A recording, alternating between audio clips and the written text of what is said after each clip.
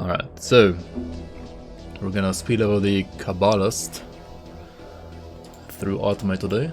Level 70 to 94 basically, that's what we're gonna do here. Let me check what kind of resistances I need to fix. Also, probably I will have to... Oops. I will probably have to refarm my weapon, right? I think I didn't do that. Because like I have a level, what, 40 weapon right now? It's kind of low.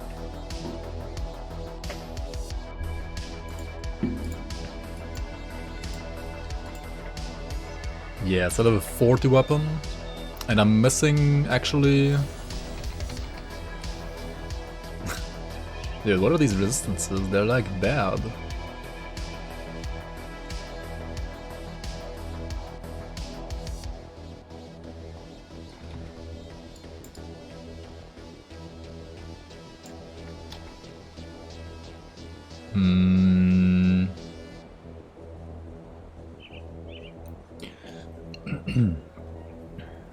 I might have to use like the Avarice for a bit here actually.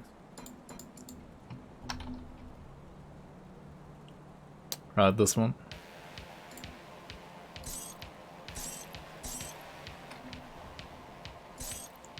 Still only like 76 lightning, dude. What is going on here? Yo, Nadia, welcome on.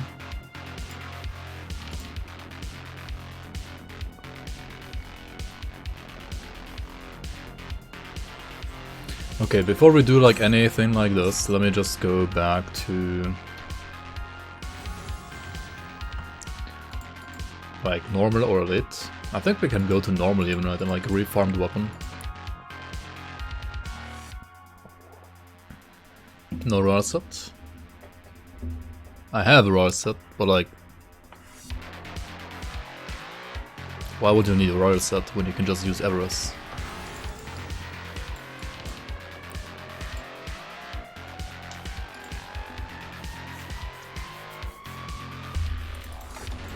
I think royal set is not bad, but it's like, I mean, the one set that is really good is Valiant set, right?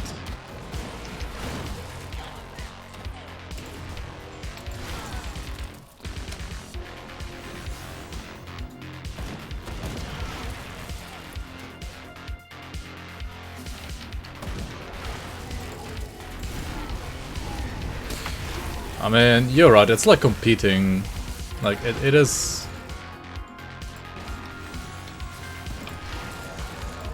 It is pretty good now that, like, Avarice lost its, like, +1 scores, which it did, like, a long time ago. But Avarice has, like, all the rest, like, in only one item, right? Like, you only need one item. But then again, what are you, like, using your rings for? You're kind of, like, using your rings for only rest as well, right? Where am I going? What am I doing? I should go the other way. I mean, I could go either way, honestly. Let's start this way first. Valiance is level 65. It's, it has like insane HP and armor as well. What level are these, by the way? They're like 70, right? That's fine.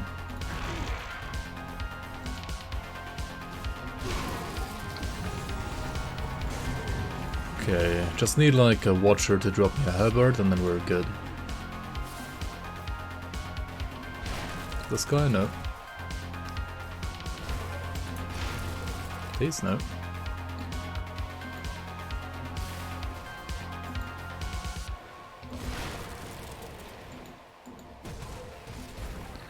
Yo, why are there like no preservers here? What the fuck? What the fuck?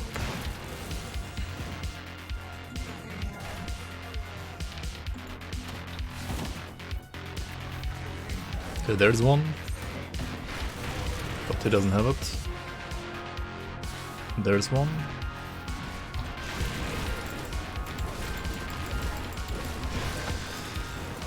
But he doesn't have it. And here are two, right? There's one more down there, actually. Alright, there we go. Charged of Alacrity. I mean, that's not the right prefix, but... It's okay, right? It's okay. It's a high level version. Maybe we get like another one.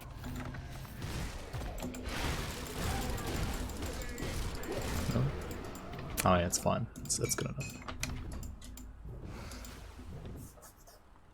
Yo, Grigorov, welcome on. And the Rock Congo, welcome on. Will damage absorption from Maven Sphere and Prominent Bond stack? Yes.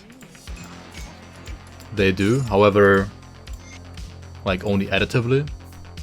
I mean, only multiplicatively, not additively. So say you have, I don't know, 20% from Mavens and 15% from Prominent Bond. You will not get 35 total, but rather it's gonna be like this, right? You're gonna have 24% total absorption. I mean, no, wait, what did I say?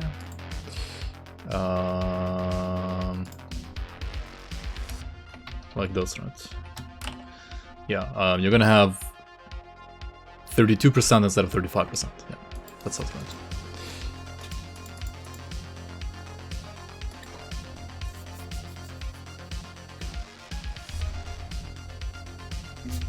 And it's still good. It's not quite as good as you might think it is, but it's okay. Like, it's still good. So welcome Tyler. Got 3 exalts at the MPE. Hog.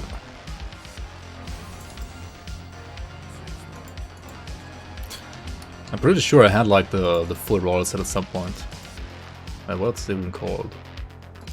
But maybe I just like threw it away because I thought like, yeah, just use Everest and you're done. I'm pretty sure I actually like threw it away. Oh well.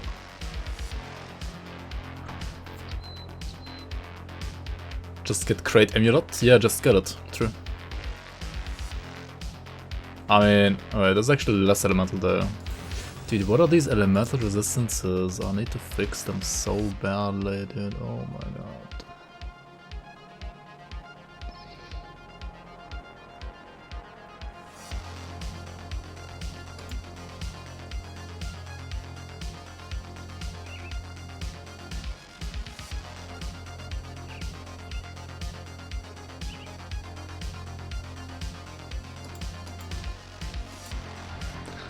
Speed leveling, he says, and then he like spends in half an hour in stash.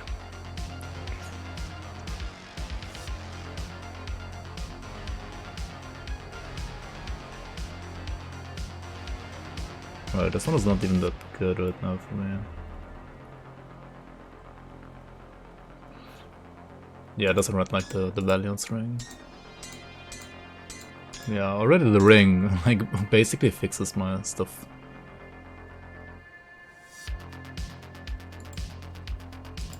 I need more Aetheress as well.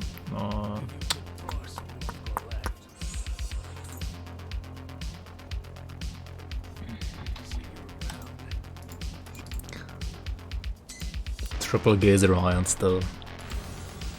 Only like 56 Aetheress, like what is this?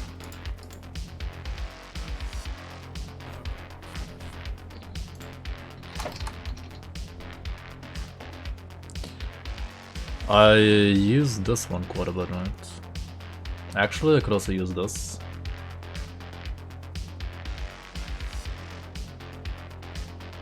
Sure, why not?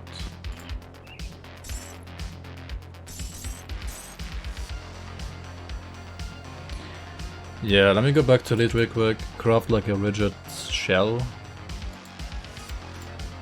for my gloves, and then we're done. We're fine. Just Everest it. Yeah, I could as well. GD Stash and grimtools like 90% the endgame. Well, if you don't download GD Stash, then you can't use it, right? Oh, you mean like Grim Stash, like checking out the stash? Okay, we need to get rid of this augment here, and we need to... What else?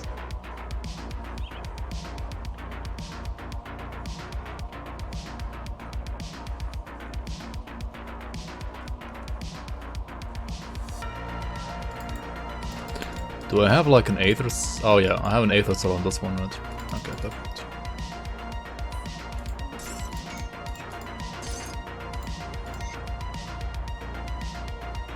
Yeah, this is good. Alright, now just let me get a rigid shell and then we're done here.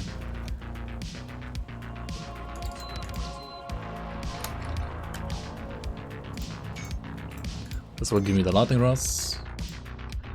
There we go.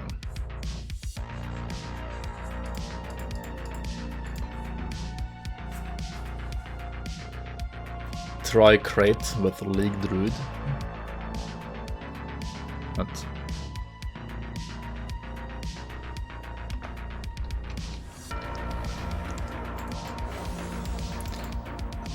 I mean, yeah, I could just like farm it, right? That's what you mean? I mean, I could, yeah. And it looked pretty smooth on the druid, right? Like I killed crate twice with the druid in the league as well.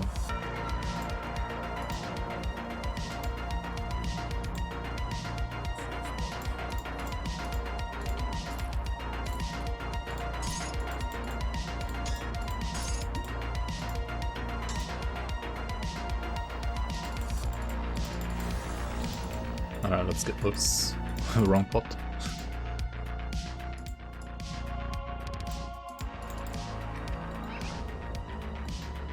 Yeah, kiting builds are like really good for crate for sure. Like I love the Canvas the Bomber, Granado builds, Totem builds. I mean TSS builds are fine as well. I just personally prefer Totem over TSS because I can't aim. But if you can aim, then it's fine to play TSS as well.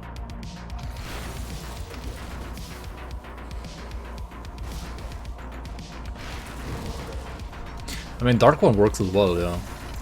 Dark One is a little bit harder, in my opinion, for crate, but it does work as well.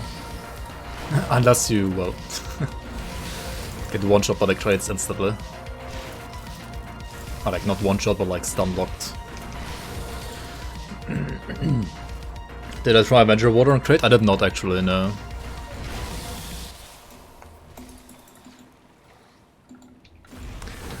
Like, the fight is kinda hard for melee. I mean, the Avenger Water, as long as you avoid the... I mean, I'm pretty sure, I mean, any character can die against crate, honestly. Like, any character can die against crate. But as long as you avoid, like, the name me boxes, and, like, don't face too many of the others, I think Avenger Water could kill it.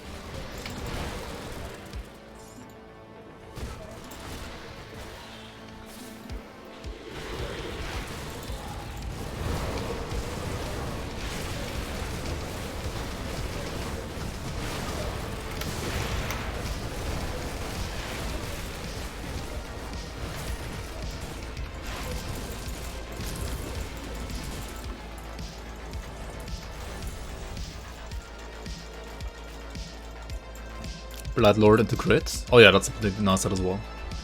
I mean, yeah, Ravenous Earth in general is really nice as well against crit.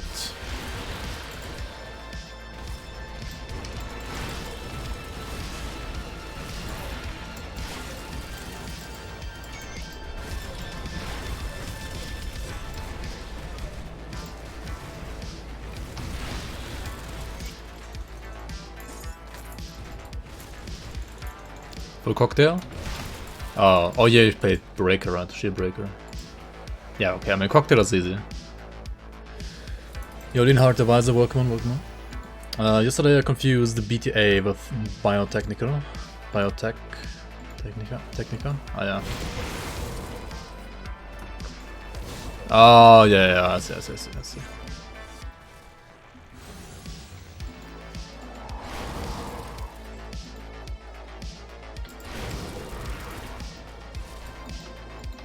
So what you're doing is basically BTA.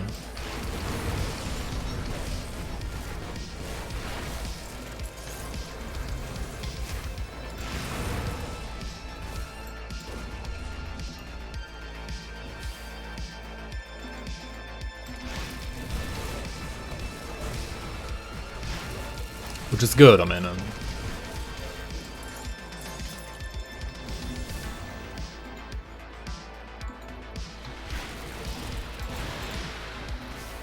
There are lots of jobs for that kind of like, how do you say that? Education, I guess.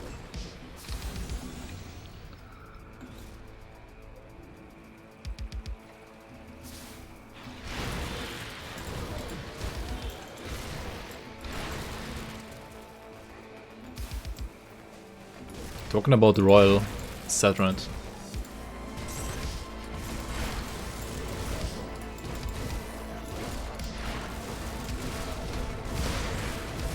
Maybe we should like put another, like, a full royal set in my stash again, just in case.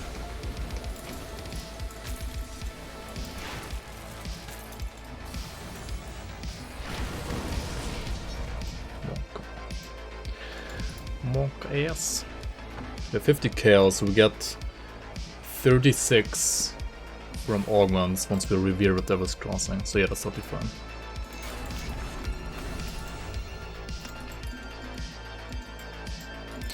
What was I working on here? Ah, yeah, this one.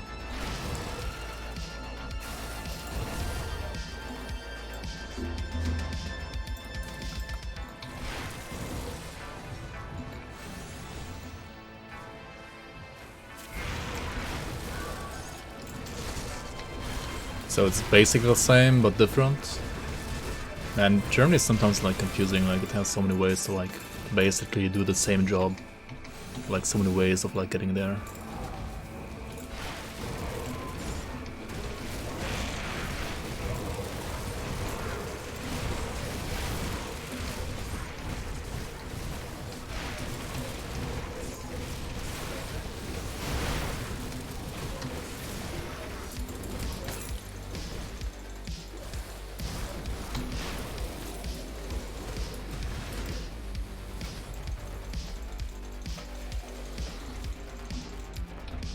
Silverboard build one. Silverboard tactician.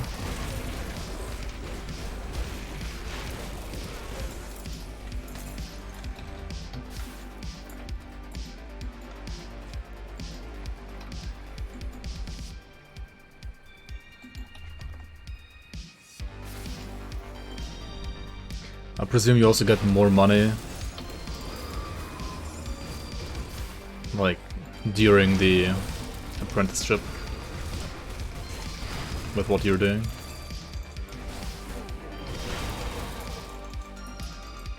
A strange key. What?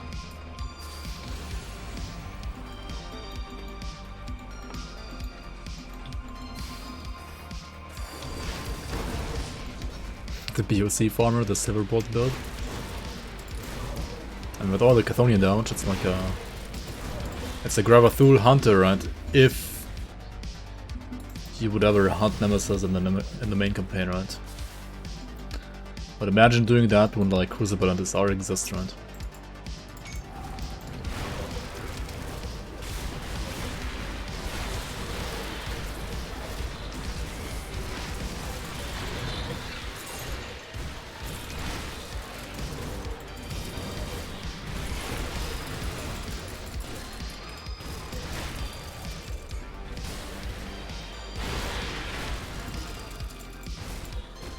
Yo, Loki, welcome on, welcome on. I've been thinking about damage times, by the way, in Grim Dawn. And what do you think about all the damage times in Grim Dawn? And also, what do you think about like the X2 physical converted physical damage ignoring armor? Which kind of like sounds like it pierces armor, right? But then you also have piercing damage, which also ignores armor, but also like gets reduced by piercing resistance, right? Whereas physical damage that ignores armor, which is like in real life would be kind of like piercing damage, does not get reduced by pierce res. Pierce to OP.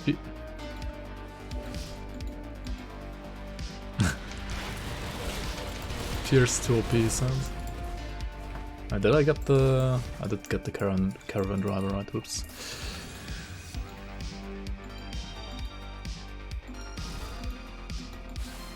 It's not as easy to convert everything to fills, but... Gladiator's belt.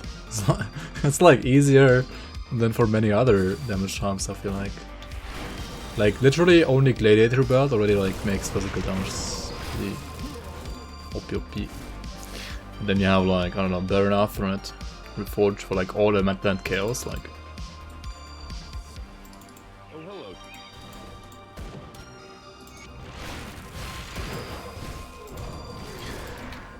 But in general, I was more like what I wanted to say is, do you feel like every single damage type has like enough of an identity to like warrant to justify its existence, right? Or do you feel like some of them could be combined, some of them should be changed to have like more identity? I mean, sometimes you see like the comments saying, why is Bleed not the dot of Pierce, right? And I get it's kind of confusing for people, but at least because of that, Bleed has kind of like a unique identity, right? So I kind of like Bleed that much because of that. Everything else is just like, yeah, you have a dot, you have a flat one, and then you have like the three ones that have only flat, like Pierce, Chaos, Aether. Then you have Bleed, which is only dot, right? Other than that, they're just like different colors, right? And I mean, Bleed, Vitality, and Chaos are like the same color as well, kind of.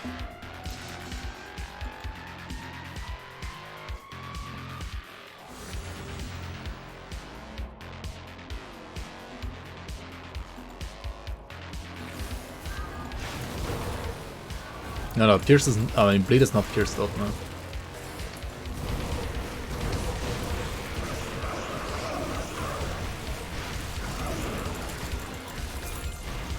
I mean, that's why you have different resistances as well, right? You have Pierce Res and Bleed Res. Otherwise, you would only have one for both of them.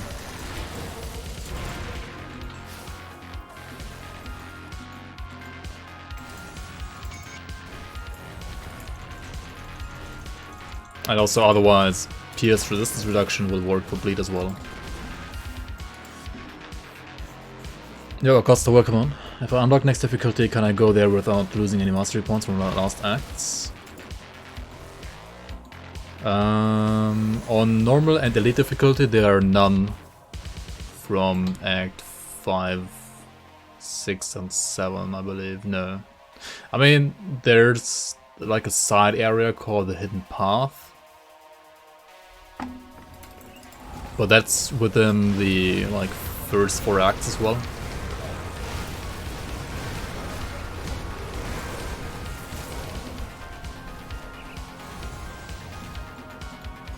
It's kind of sketchy, I'm gonna lie.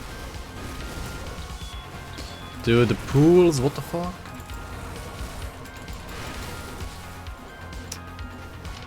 Freaking skill disruption.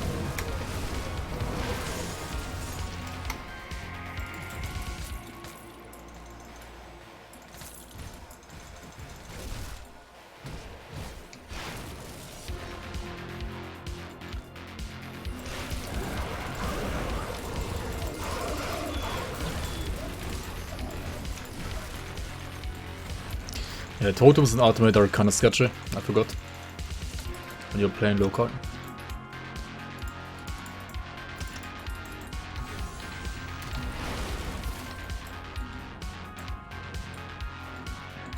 So what does Pierce? Penetrate mobs or penetrate armor? Yeah, that's the question, right? I mean, that's also another question.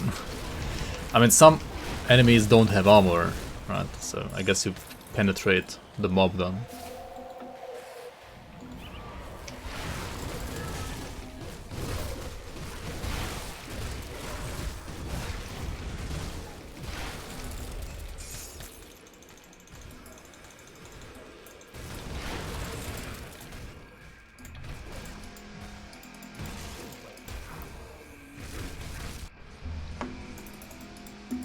I mean, the only quests that give you skill points in normal and elite are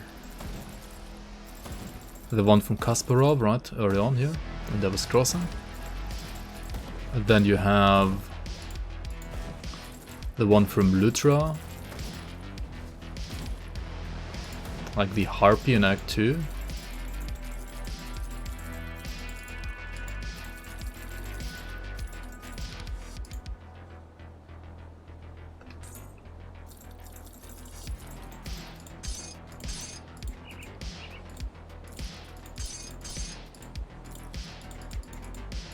And then you basically have the Hidden Path, right?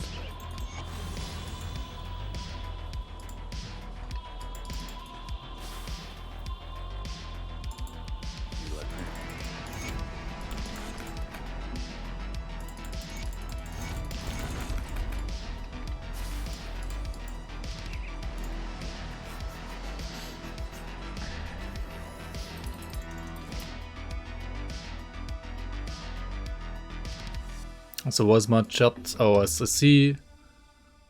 Oh my god, dude. I had to reload my chat. What is this? I can see it on my in my stream, but I didn't see it on my browser. What the fuck?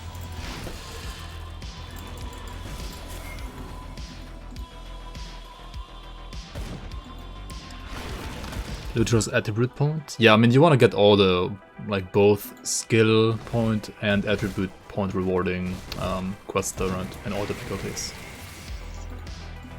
I mean I guess attribute points are a little bit less important than skill points, but still you want to get both of them right. I mean all of them. Gripping arc is 90 I think.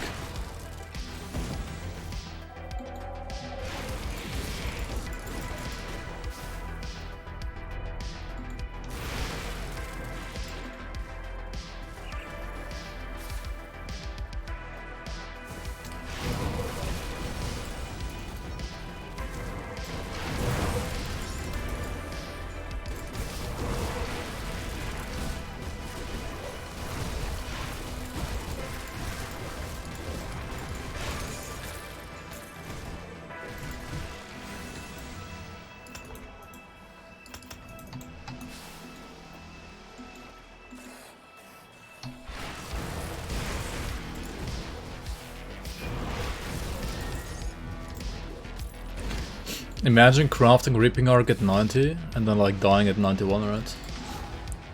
Sounds fun.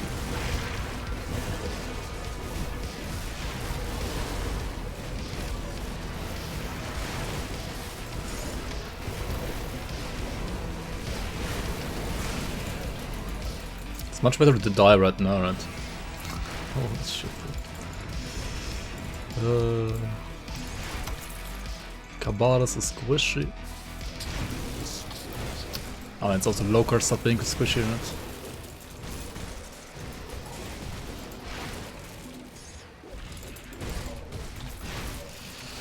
And totems being monk ass.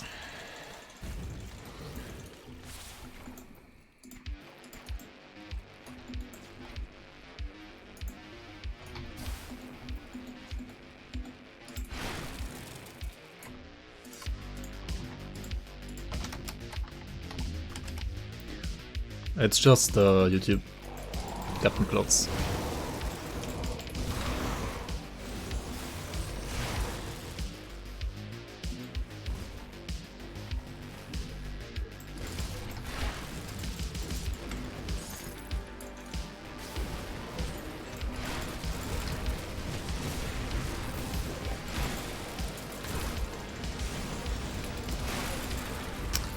Oh shit. 200 armor for the win. And 70% absorb as well, I'm pretty sure. Yeah, of course.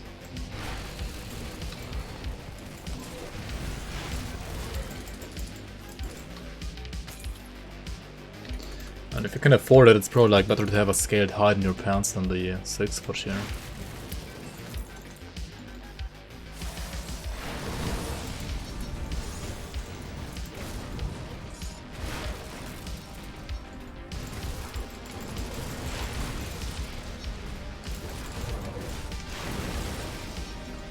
Yeah, in my opinion, they have to rework the damage charms a little bit for Grim Dawn 2. I think many of them kind of lack identity.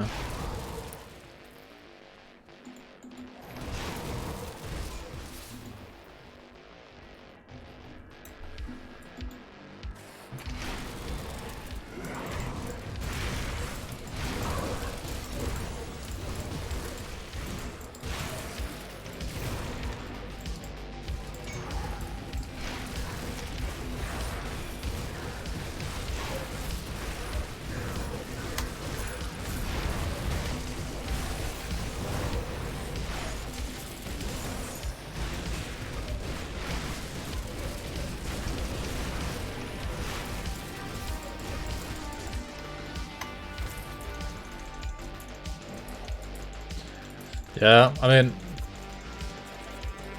they could add ailments to the dots, right? Kind of like how Wilson did it actually.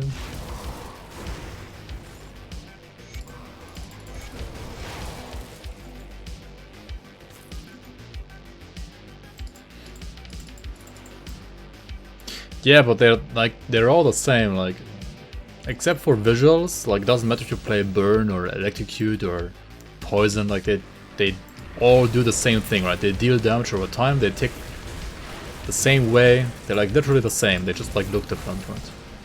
And I don't know, I feel like you could do better than that. Like Crate could do better than that.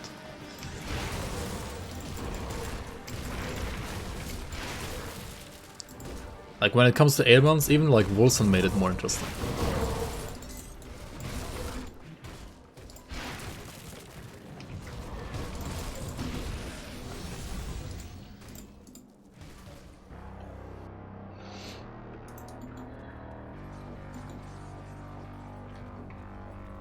I mean, yeah, it's easy to get minus Vitras, but also like monsters have more Vitras, so it's kind of like... It's basically more like your Vitality builds suck unless they have higher Vitality, like Vitality RR, like than other masteries. Which is why, yeah, like you kind of always like want to play Shaman for Devouring Swarm, right? Which has like, what, 60% RR? It's pretty crazy.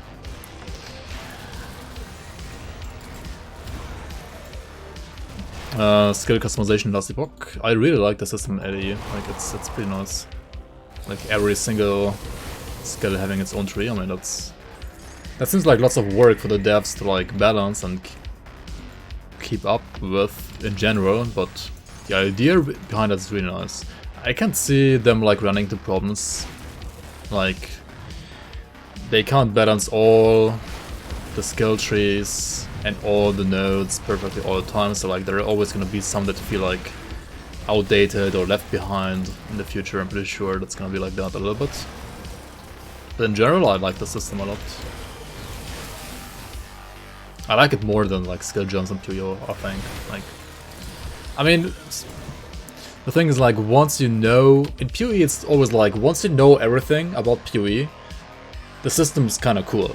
But like, if you don't know everything in PoE, then like the system is just super overwhelming. And in Grim Dawn and in LE, I feel like it's way better to like understand a skill. For example, in LE, right, you can like look at all the nodes that you can take to like support your skills. I mean, the only thing that you can't look at are the like idols. But in PoE, like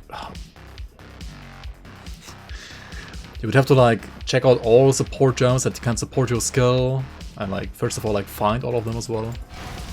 I don't know, it's kind of...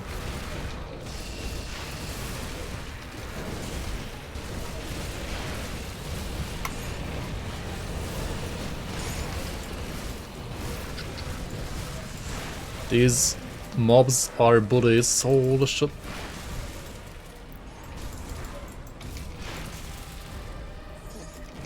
I mean, my damage is good with my Bone Harvest, but like, if multiple of these hit me at once, I'm so dead, dude. All classes feel the same. Yeah, I mean, the only class identity that PoE has is via the Ascensions. Other than that, the classes don't have any identity, honestly.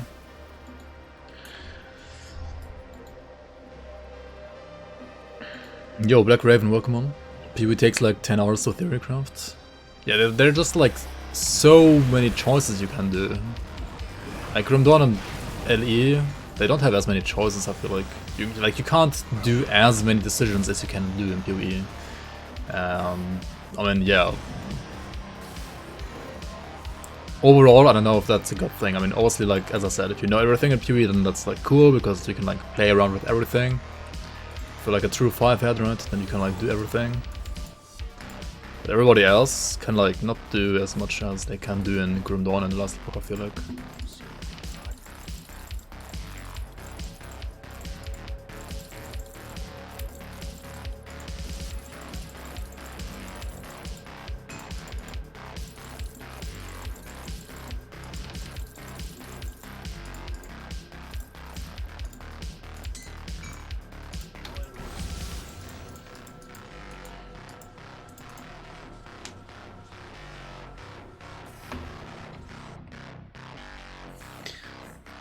Yeah, Vitality as a theme has always been like lower damage but more leech. That has just been the theme of Vitality, kind of.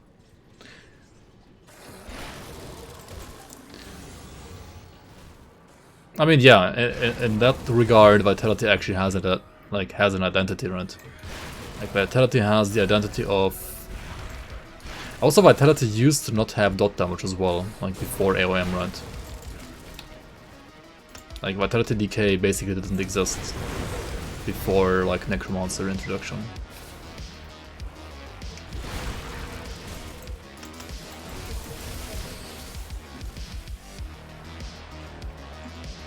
Yeah, the range sucks. I mean, I took it. It's like 20% more damage. But yeah, the range sucks. Oh, you mean Dread? Yeah, I took Dread. Yeah, of course.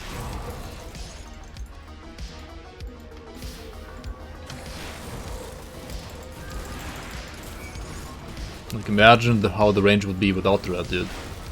It would be even shorter. Yeah. Exactly.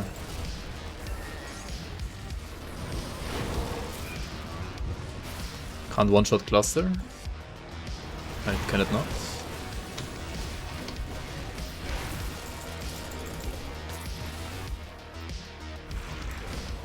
I mean, have a charge. I have like flat lightning damage on my prefix right now. It can, right? Maybe I didn't hit the other cluster properly.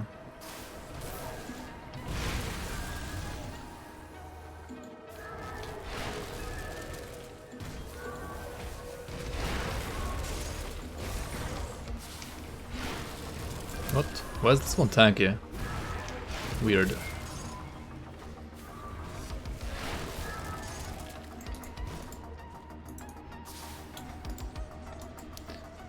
How do I proc Conquering Void Reaping Strike? Yes.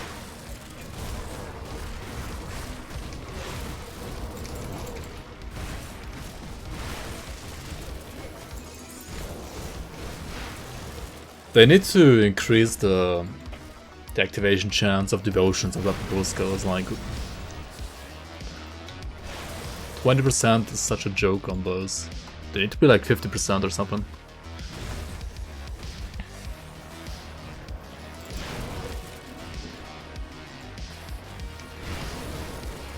I mean, yeah, like you said, they just added... I mean, they added Vitality Decay, Aether and Chaos on top. Without, like, touching any of the others.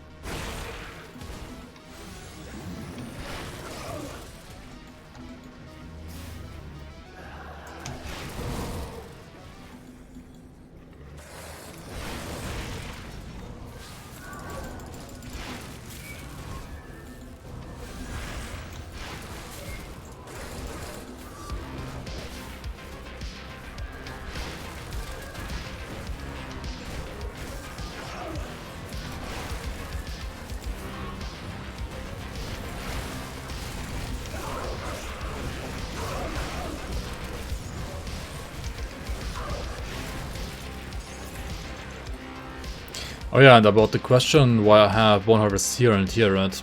I have it like this because like when I just attack a boss, right, then I can just like hold on left mouse button, right?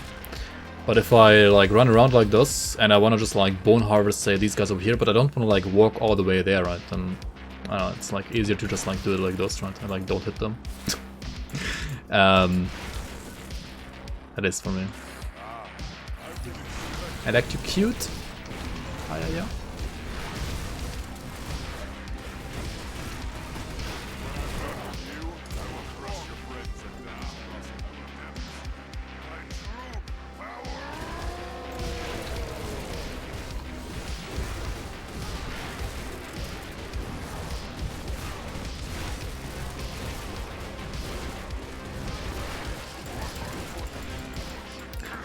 Why did they not call Frostburn like Frostcute then? Like there's Burn, Frostburn and Electrical Burn in Titan Quest, right? like 3 types of burns, basically.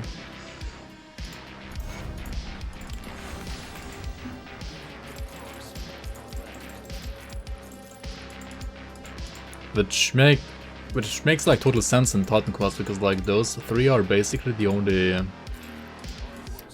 like dot damage types on Titan Quest, right?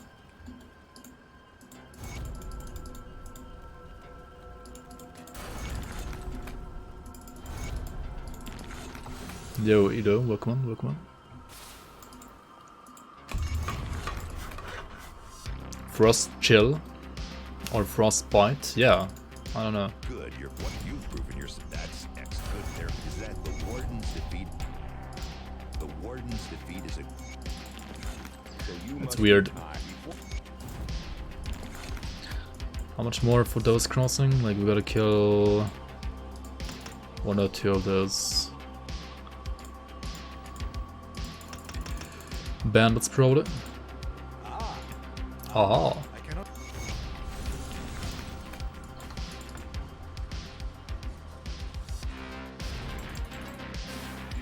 Entropy dot. Sounds good to me. Another Reaping Arc build, yeah. The other one died like too quickly to even like say I have played Reaping Arc, right? I mean, I played it for what, like half an hour, and then it died to Ravager.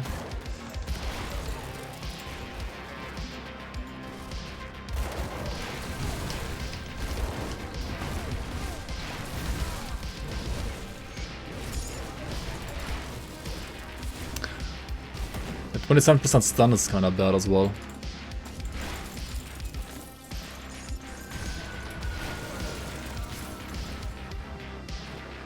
Stumbled over a totem, yeah, basically. Feels bad, man. Another one getting sacrificed to Ravager. We're gonna play this one a little bit more with Reaping Arc at least. Ideally I wanna get Reaping Arc at level 90, right? And we can play Reaping Arc from level 90 on. Aether dot.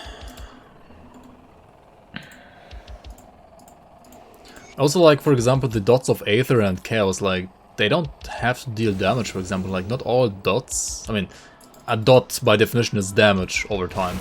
But, like, they could be ailments instead, which just, like, I don't know, make enemies have...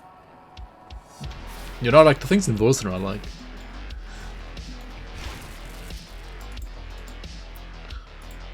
Maybe, like, move slower, or, like... have less, I don't know, some effects, right?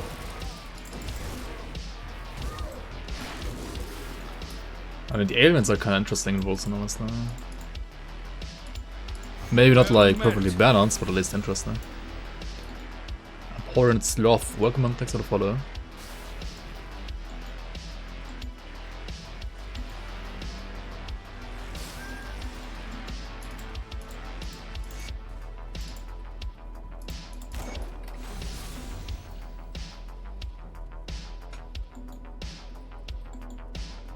How many playstars there actually are. All middle builds are attack speed / weapon pool builds. Unless you play things that can't proc weapon pool skills, like Blade Arc or Reaping Arc, right? Karl said it's either CDR or casting speed spam. Yes, or you just stack dot, right? Like, I mean, dot stacking is usually also kind of like CDR caster, but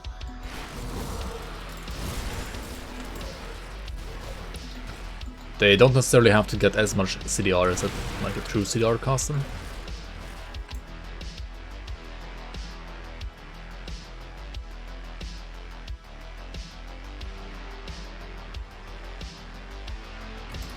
But yeah, I get what I mean. Like, I mean, dual wield melee, like all the Nightblades.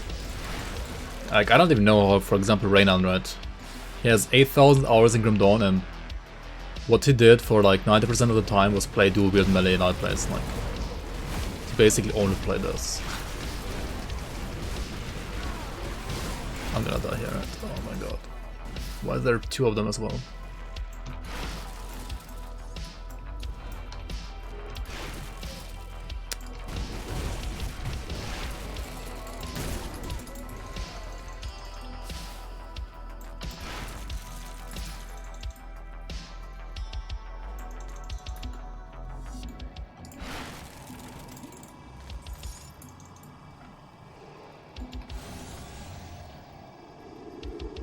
Been watching YouTube videos. Nice. Glad you enjoy them. Thanks for watching. And thanks for stopping by as well. Fire Aura Templar. Yeah, I did the like an Aura Paladin, right? You can also like do what Aura. I mean, the Aura builds, they're like, in a way, they're also just CDR or like, I mean, burn casters with like a little bit more emphasis on auras, but they still kind of play very similar to the non-aura builds because you still have to use the other non-aura like abilities as well.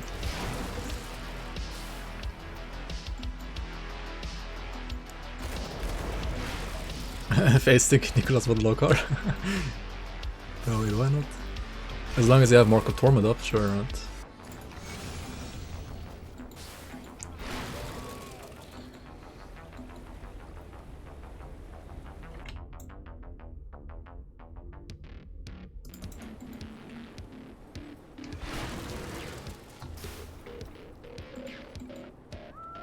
On a spell breaker.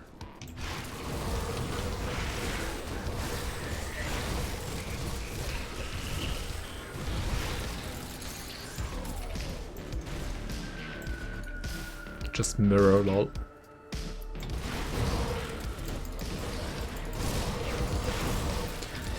Also, if you have like 80% stun rust and like dual wield, then he's like way easier as well. You're playing 27% stun rust and you have a 200, it's way like harder because like you can't last it as consistently.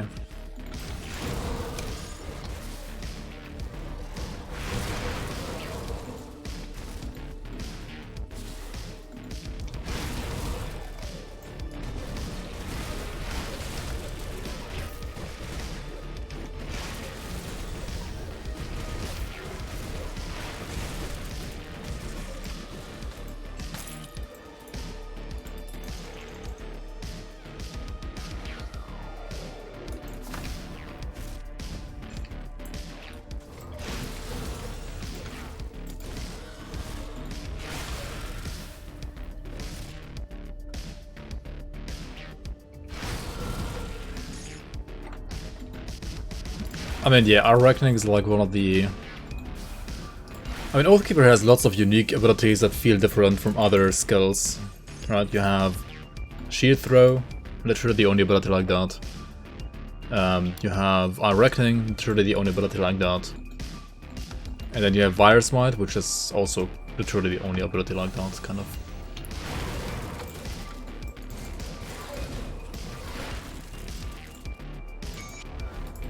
I mean, I feel like when they made Forgotten Gods and Oathkeeper, they were basically like, yeah, which kind of abilities are we still missing? That are like typical for the RPG. We don't have Shield Throw, we don't have Spin to Win. And then just like put all of that into Oathkeeper. And I think if they could have, they would have like, I don't know, maybe like put 1 or 2 of those into other classes, but like they couldn't anymore because, I mean, Grim Dawn's classes are locked behind expansion packs, so like you can't really like update all the classes anymore. Like you can't really like update all the classes with an expansion pack. And I guess you could in a way, but it would be like super confusing.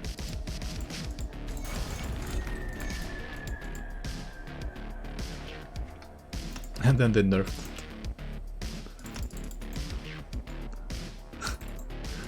It's the classic, right? Like, have a class or like a champion be OP on release and then like nerf it instantly after that, right?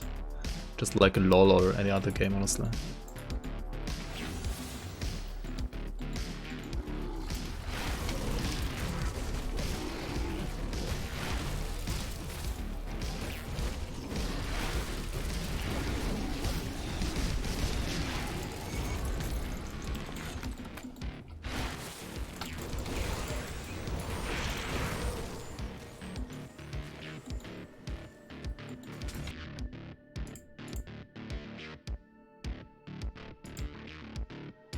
Kek W.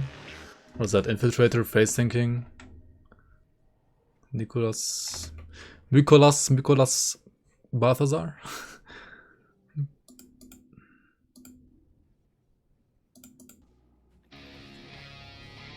And you have Seed and you have like plenty of Fizzerance. Then you have Pneumatic Burst as like instant heal. You have... Yeah. I mean you can like... Honestly on Nightblade it's like way easier than this right here. Apart from Ghoul, I mean... What do you mean apart from Ghoul? Like Ghoul is enough to face tank him. Especially on dual wield. Like as long as you have high enough attack speed, that's no problem. And like good stun rest as well.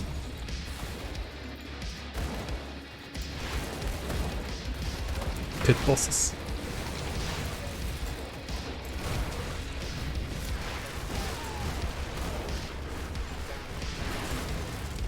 And to be honest, like you never get one shot by Mykolas. I mean Nicolas Balthazar. He always like needs 2 abilities on you, right? Even with the Roker set. And so you basically only die on builds that struggle to heal in between those 2 hits, right? If you can heal between those 2 hits, then you're fine.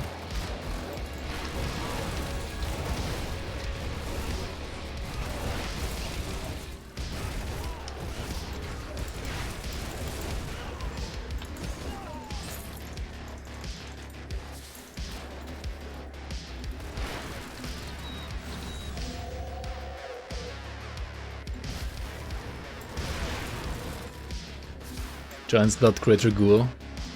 That heavily depends on which character you're talking about. For something like a dual wield infiltrator, obviously the Ghoul is superior.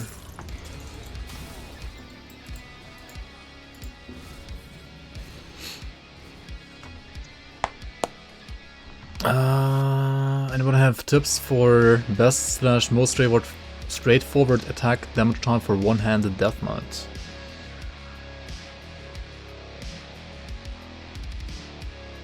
Yeah, physical is like the easiest one. And to be honest, I would just play two-handed as well. Like, I mean, if you want to play one-handed, you can. And it can, in some cases, be better for an endgame, I would say. But like, for literally everything but endgame, two-handed is like way better. You're gonna be maybe like a tiny bit squishier, but you're gonna have like double the damage basically to play two-handed.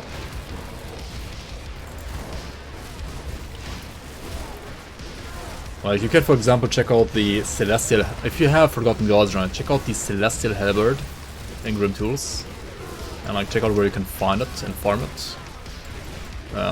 Hint it's from like Forgotten Gods, Watchers near the Lost Oasis. If you get that, like two-handed Halberd, similar to this one, but like it looks a little bit different. Yeah, you're gonna be like dealing insane damage on a Death Knight. With Blade Arc, like physical Blade Arc. Basically in all stages of the game, like from whenever you get that weapon all the way to endgame.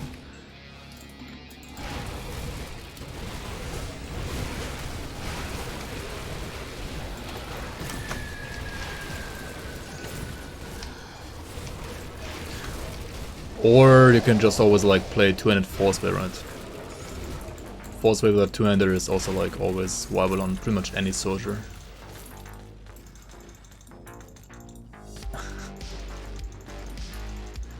Kriegset? Kriegset? What?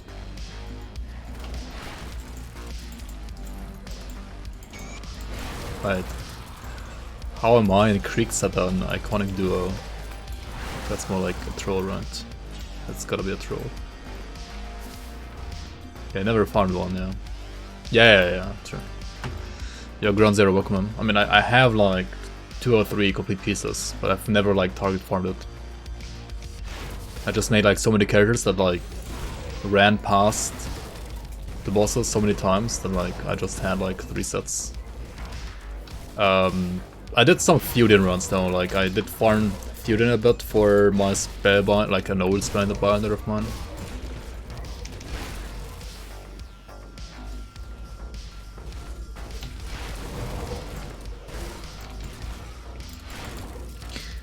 If you wanna like do one-hand shield, I would check out the Sand Claw Slicer as well from Forgotten Gods, which I mean works for any one-handed player, like one-handed blade arc build. Later on, Cadence is probably better though, because like one-handed blade arc is kind of bad. And for one-handed Cadence, I mean you wanna play either Warborn, right? Warborn set. And get your hands on that, it's like random though. Or, I don't know, like play the Krieg set, right? It's pretty good even for physical. Yeah, Lucas, welcome on. Serenity Arcanum Ravager's Eye. Honestly, I don't even like Ravager's Eye anymore that much. It's like super good for pet builds still, but like Arcanum Dust is way better, honestly. Like way more universally useful. But I did use Ravager's Eye a lot in the past, like when in down to Ravager's Eye outright to like fix the A basically on all the builds.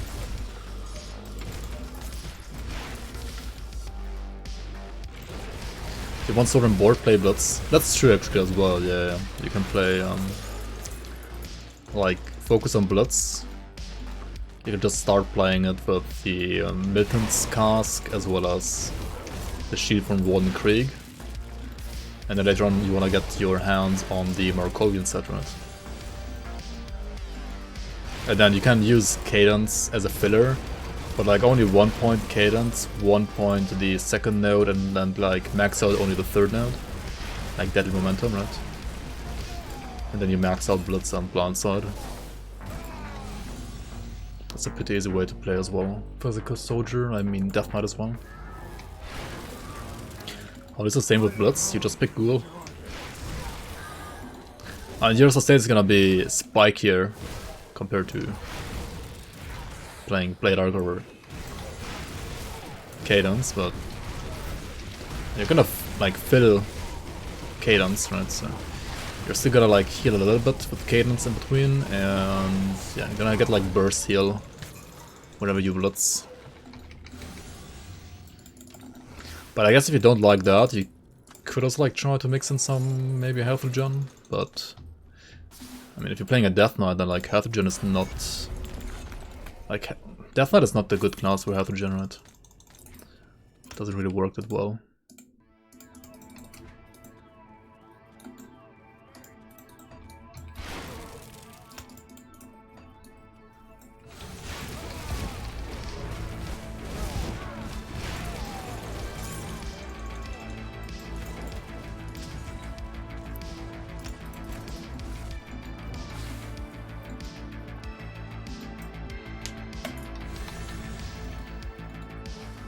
Yeah, Markovian is just straight up Blitz physical, no retaliation at all.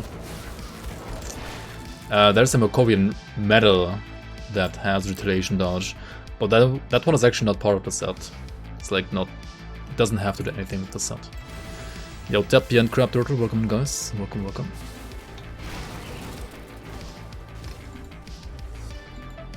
And yeah, you can rotate as well, like Ground Zero said. Like Ground Zero actually played a Markovian Blitz Warlord, right? And you just like, on top of using Cadence as a filler, you have other skills that you can rotate with and then have like high weapon damage as well. Like, I think Ground Slam has like weapon damage as well, right? You can like use Doom Force, right? Stuff like that. To play like a bit more piano.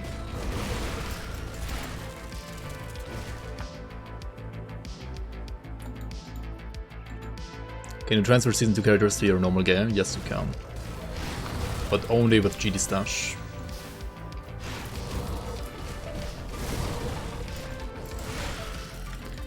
There's like a... and you basically have to like copy the characters into your main like non-seasonal folder. And I guess if you haven't done like a separate folder for the season, then you don't have to do that. Then you actually only have to go to GG Stash, click on the character from season 2, and then like untick the There's like a tick box on the left that says character is in a mod or something like that, and you have to like untick that mod. Then you can just like play it normally outside of the mod.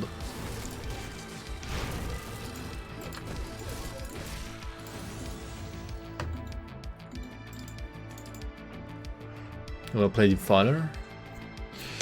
I should probably transfer my skater, yeah. Just to have like a skater on my main account, because like I don't have a skater on my main account, right? And it is very efficient for farming.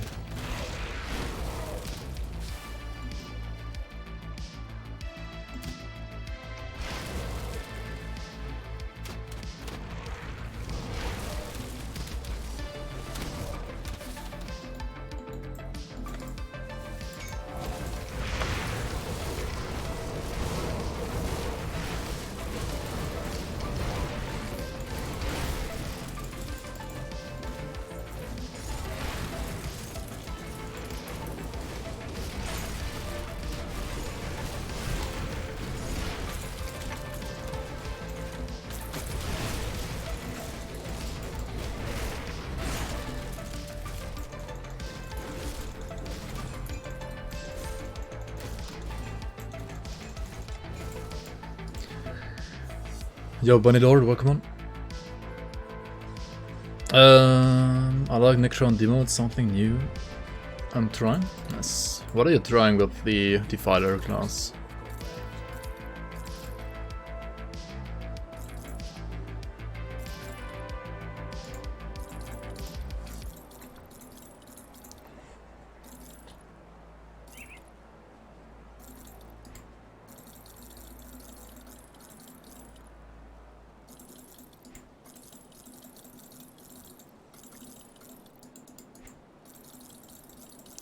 Alright, I think we should be good to be revered with Devil's Crossing now. Yeah. Well, you work, dear. We have to hit them hard and damn, now they're... So we can buy this for the Chaos Runs.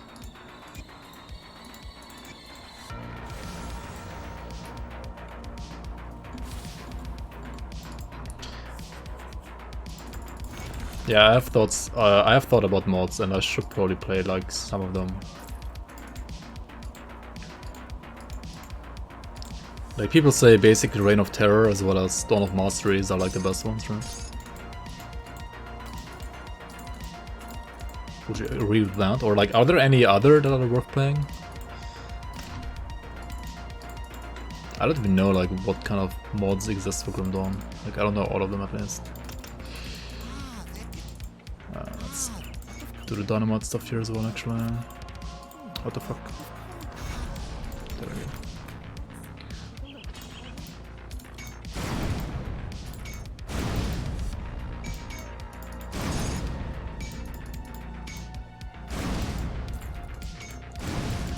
go. We can basically blow up all of these, right? These are all like still low level. Pretty sure.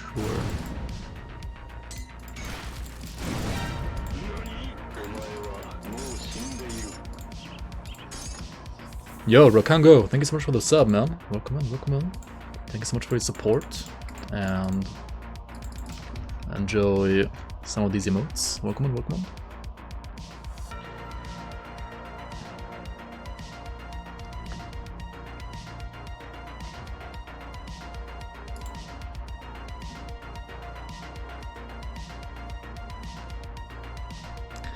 in. The Omen is bad without item support though? Wait, what are you talking about?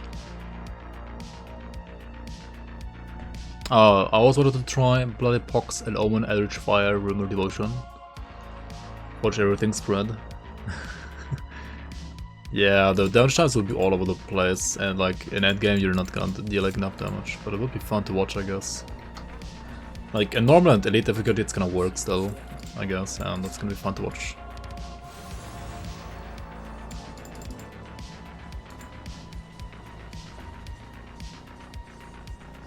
Oh yeah, I should save the non-mythical Bloodseeker of Chthon. I have like a couple of them stashed there.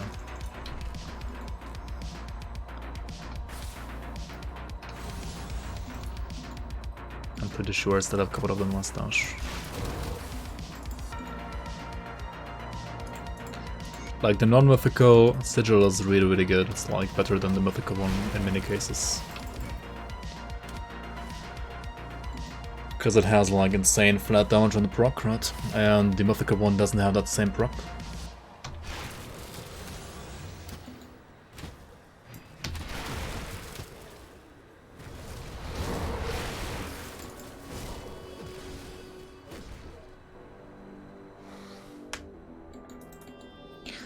Yeah, the overcap on wasting, like the last 10 points in wasting, they deal a lot of damage. And if you have like Dark One set on top, then Bloody Pox can actually deal like decent damage in endgame as well. I mean, it's not gonna be like your main ability, but it's gonna be like your secondary damage ability, yes.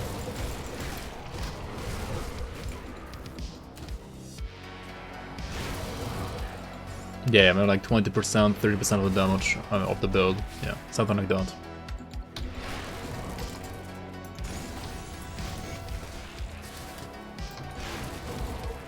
And if you use Fever the Rage, it is not necessarily doing more damage itself, but it's gonna like amplify your character's damage by a lot. But then again, you basically only play Fever the Rage when you, like for endgame, when you play Retaliation, right?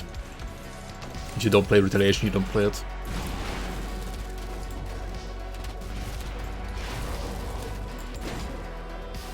Yeah. And Omen on the other hand.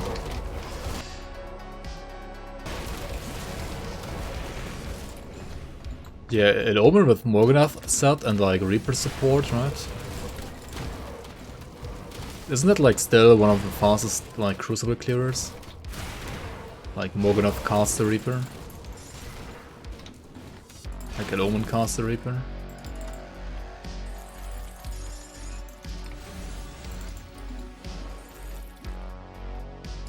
Morganath and Goliox. And what about the other like offhand as well? There's like another offhand on top, right?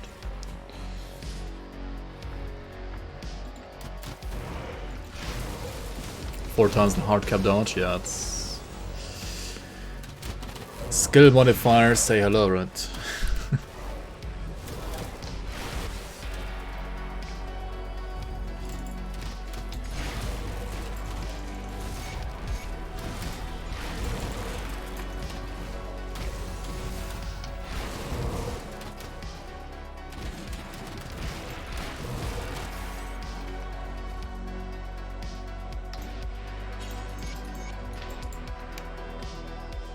More like it Omen's base damage to really low, yeah.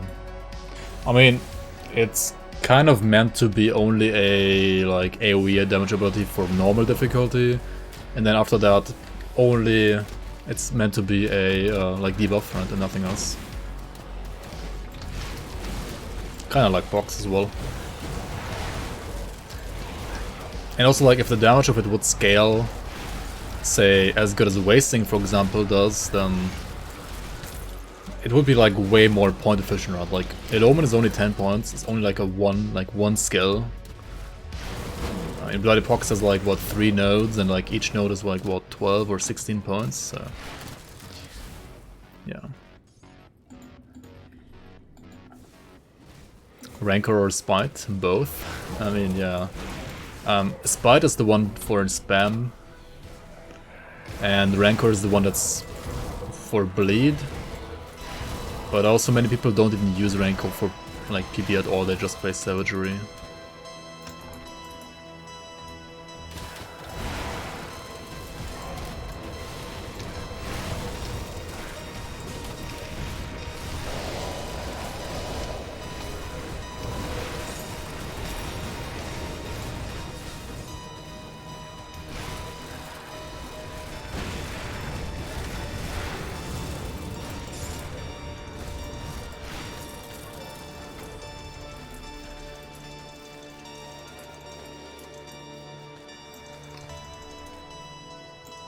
Just dual wield both of them.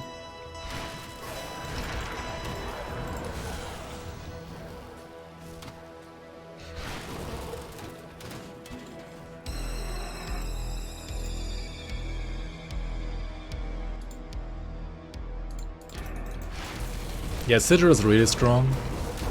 However, I mean, Sigil requires you to make the enemy stay inside the Sigil, otherwise it's like obviously not that strong. And also, to be able to like make the enemy stand inside, you most of the time have to face tank. And to be able to face tank, you need Sigil to heal you enough. And for Sigil to heal you enough, you need Sigil to deal enough damage. So basically you need to be tanky and you need Sigil to have like ridiculous damage. If you have both of that like checked, then it's very good. If not, then it's like pretty useless.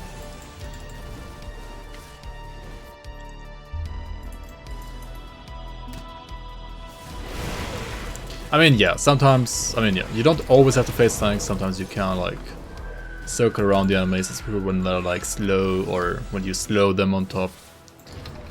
That's true.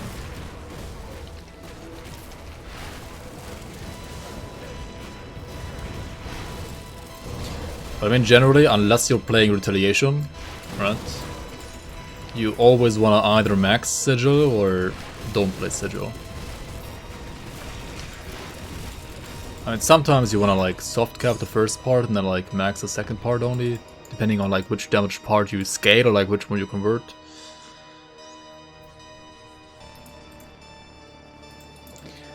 And yes, you could also stack the sigils on top of each other. They will like stick around and deal increasingly more damage, and also heal you more as well. Which is why like duration is really good on sigil, if you again can make the enemy stand inside it.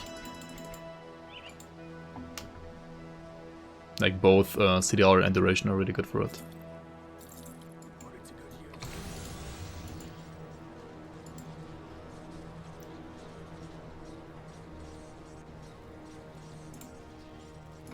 For Vitality, Necromancer is fine, yeah.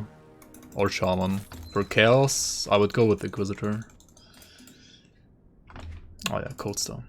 What am I doing?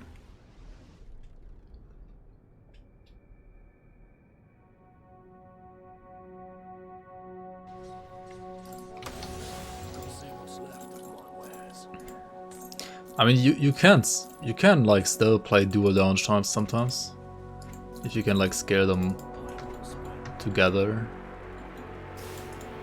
but you don't have to. No.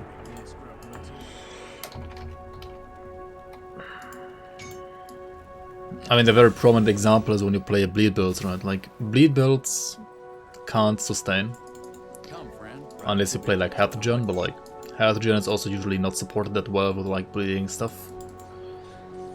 So, I mean, in this game you cannot lifesteal from flat damage, I mean from dot damage, right? Like bleed can never heal you.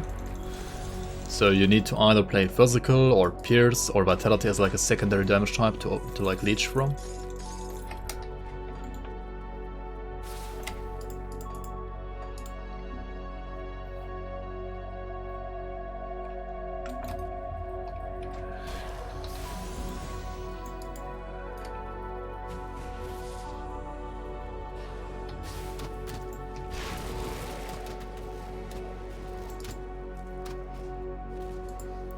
No.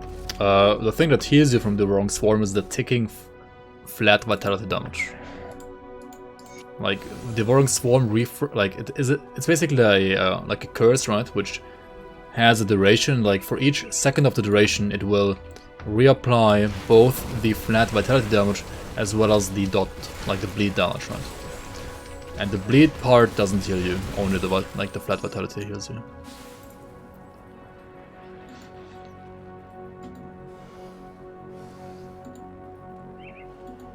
No sustain, no regen.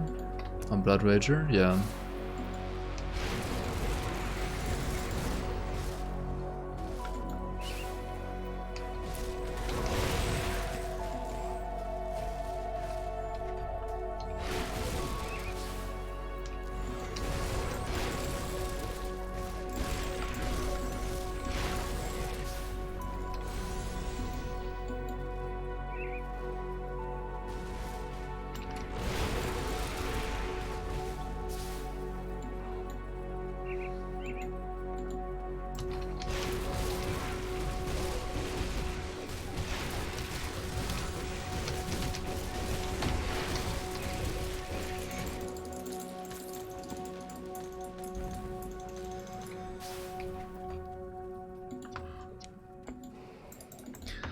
You play water and use for hunger for sustain.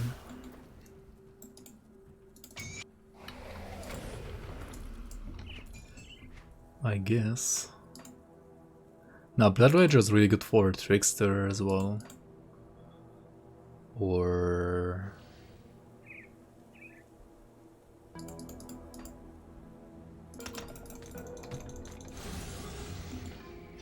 like even Blade Master, right?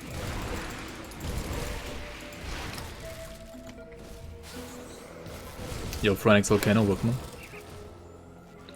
Yeah, honestly, Blood Rager is really good for anything bleed related because like everything that is not Blood Rager just sucks for bleeding, right? Like, I don't know, for example, Blood Knight set, right? Like, Blood Knight is a bleeding set as well. Did you even know that? Like, did you guys know Blood Knight is a bleeding set? It is a bleeding set on paper, but like, it's just bad for bleeding because like, I don't know. The numbers are bad. Oh, except Wild Blood. I guess, yeah, Wild Blood is okay for bleed as well. True. But like Blood Knight, right? Like Blood Knight should be the go-to set also for bleed Death Knight. I don't know.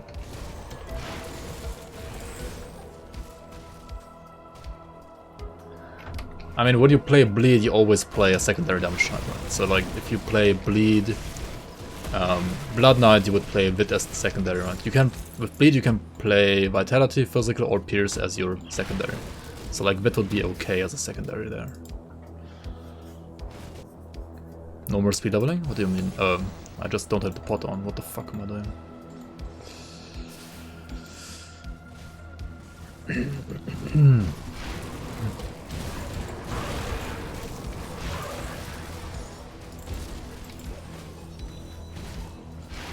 Just don't play bleed and main the secondary damage up instead. Dude, but bleed is so much fun. Like the dots get pretty crazy.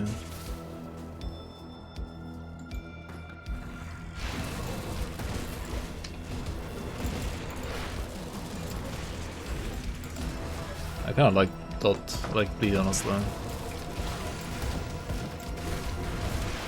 You like stacking the dots against the target dummy and that's it.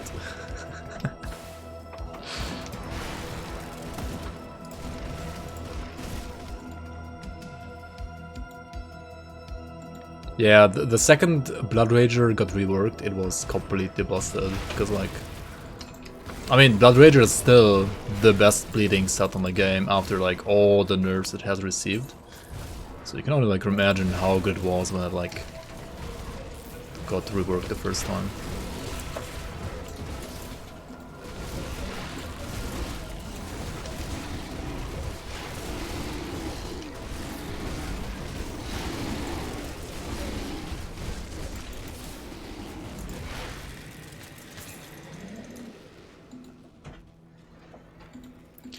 How's Go Drinker? I think it's okay for like Pierce Bleed Hybrid, where like your main damage is probably coming from Pierce and not Bleed.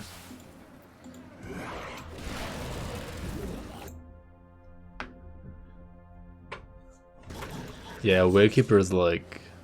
I mean, it's okay on Druid, right?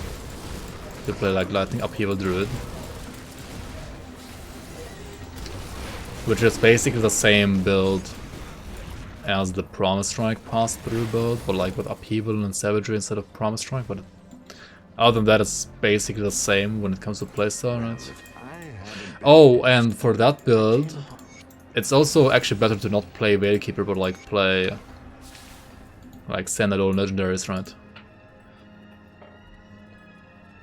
But Ember's Calling is really nice. I really like Ember's Calling, like it's very good on Saboteur, like you can do so many different things with it as well. Like it has also this health regen stuff, which is pretty nice for the Pyromancer I made with it as well, right? The Fire Dixie with Eye Pyromancer is pretty nice with that as well. It's a very flexible set, I'm not gonna.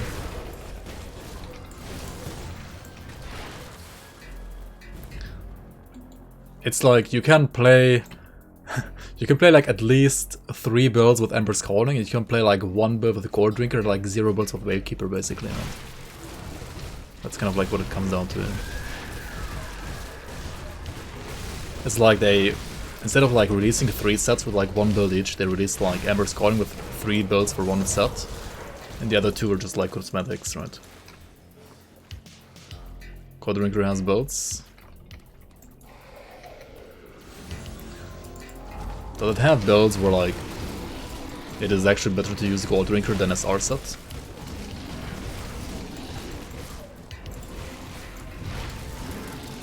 I don't know, all the Pierce builds I've seen with like Gold Drinker.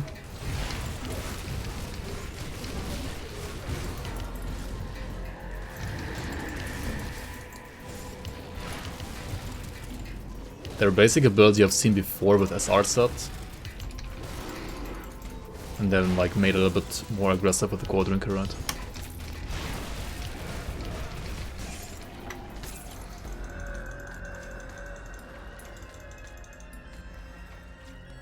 Aura Pyro, Ember's Calling, Mythical Flame, and Ozun's Wrath, Hard Cap, nice.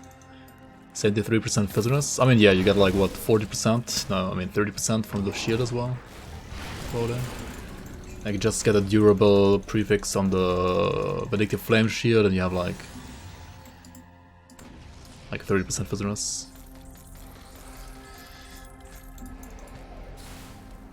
On the shield alone, and you have obviously Occultist's Fizziness.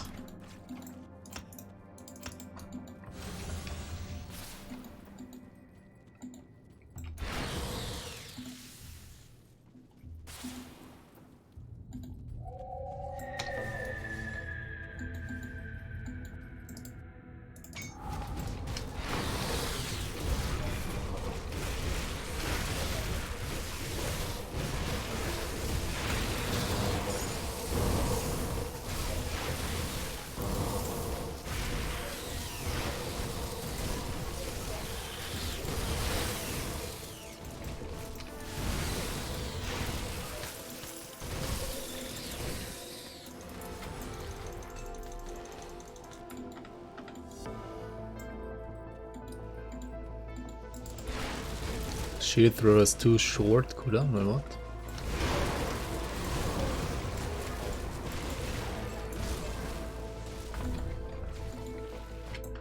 We need like a transmitter that allows us to spam it, just like Force Wave, right, if anything.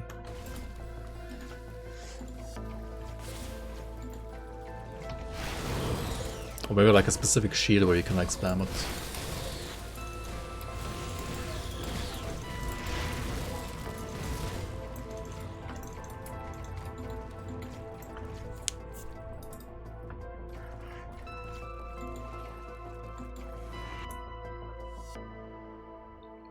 Drinker and Tactician and Infiltrator.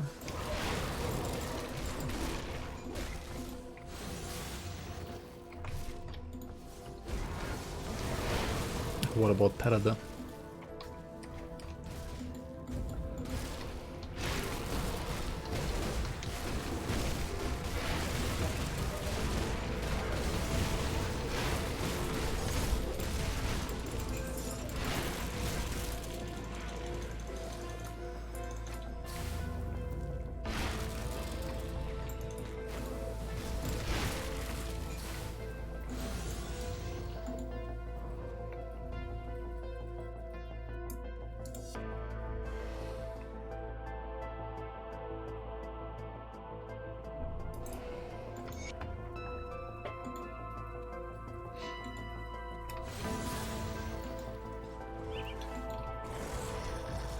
Let's be real, they're not gonna make an entire transmitter anymore, but they could put shield spam on a weapon, right? Like, I mean, on a shield. As a skill modifier. Just like they did with, for example, Russell and Crusher for ABB, right?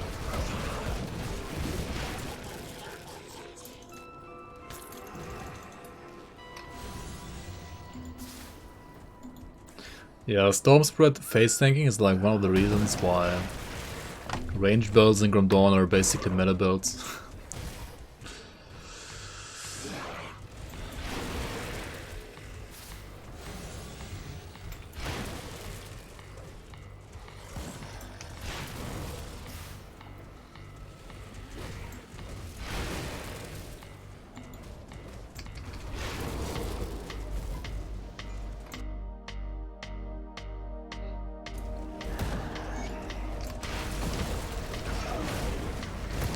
Oh yeah, and then also the fact that if you're playing an elemental, like any elemental ranged Inquisitor, right? You wanna pick Aura of Censure, but Aura of Censure has like no range, so you have to like face tech as well because of that. And Inquisitor Seal, yeah.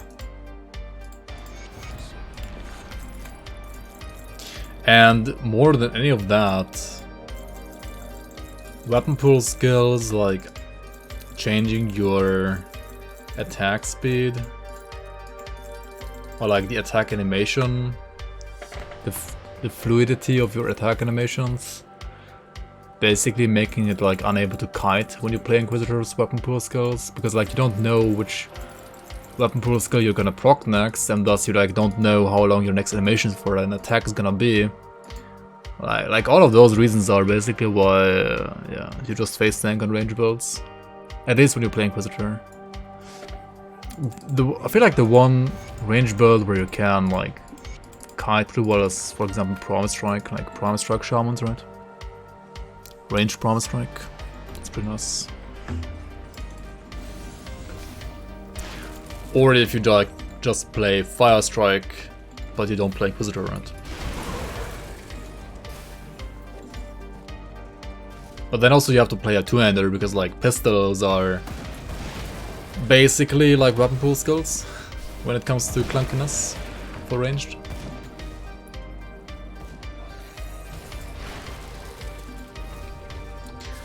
Yeah, you have to keep up savagery in endgame. While leveling you don't, but like for endgame you need to use savagery as well, that's true. I mean, there are builds where you don't have to do that, where you just like have enough away and attack speed without doing it. But yeah, you're losing out on like what? A free 120 away, some attack speed, and also like 8% physicalness. I don't know. Yeah, the physicalness, right? Yeah. You gotta. I mean, if you don't get hit, then you don't need the physicalness, right?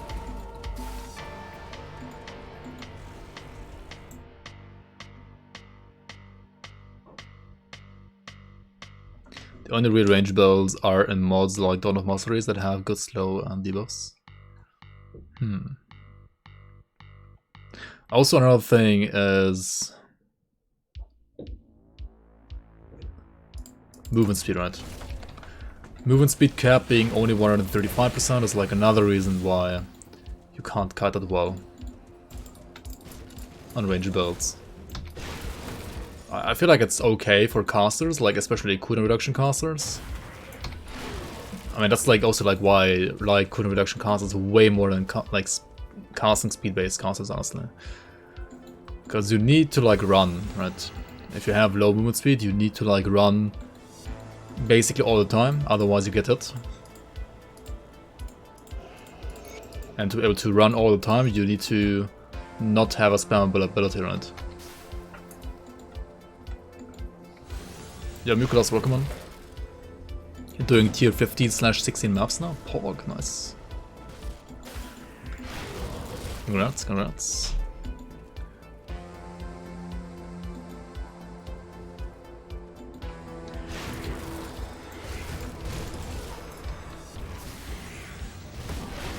I mean, I like that Grim has a movement speed cap, but I think it's too low.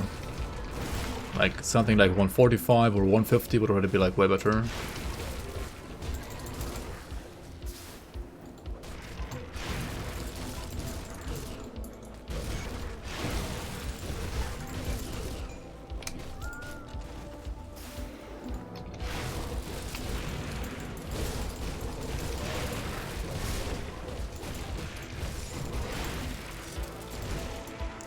They could have added like movement speed to, or like max movement speed, right, to Hydra. Like this is a ranged only devotion anyway. So like it only works when you have a ranged ability, like a ranged weapon, I mean. And then you have like a node on Hydra, which like increases your movement speed cap, right? Actually that would work, I think.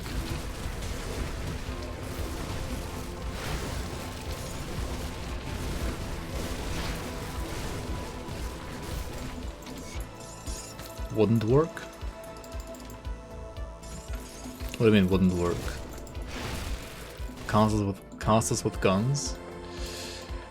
Yeah, but like, I mean, yeah, you're right. So it would like buff stuff like Ludrigan, right?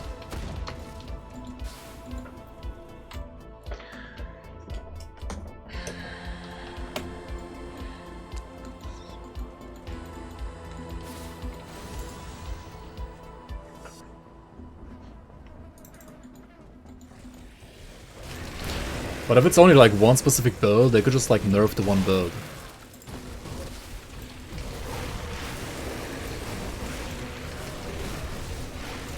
Also, do you want to go, like, do you want to take Hydra Devotion when you play Ludrigans? Like, you don't want to do that, right? That's the next thing, right? You don't want Hydra and Casters, like, it's fine, right? Like, if people wanted max movement speed on Ludrigans, they have to, like, give up a lot for it.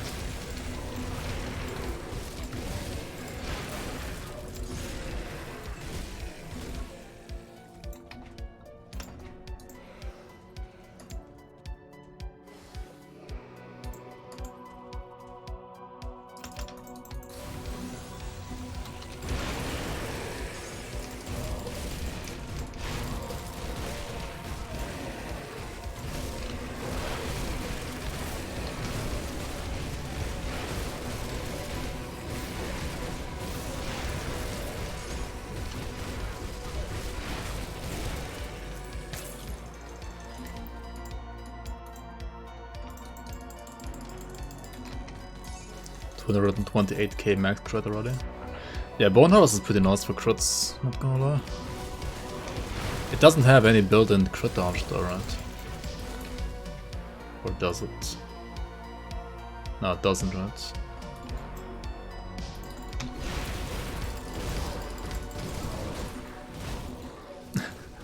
Flash Hulk, charge one shot against new player size high? Yeah. True. I think everybody has been, like, charged and either one-shot or almost been one-shot by a Flash Hulk when they were, like, in 2 Grimborn, right? Like, Flash Hulk is just the main nightmare for, like, a new player.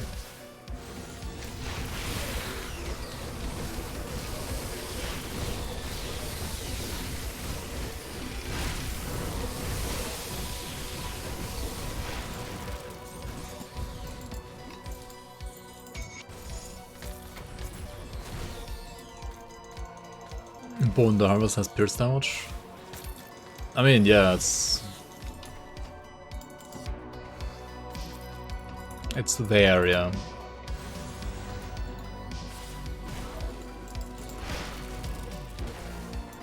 I mean, it's like a flavor damage on it, right? And you can actually convert some of it with the ring from Morgoth, right?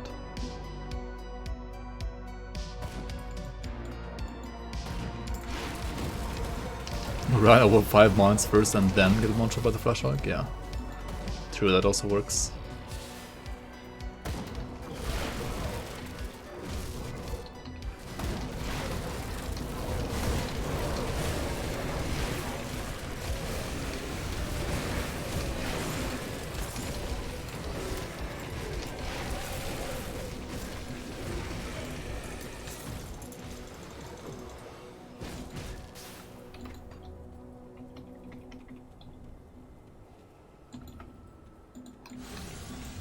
I don't need the shrine here, do I?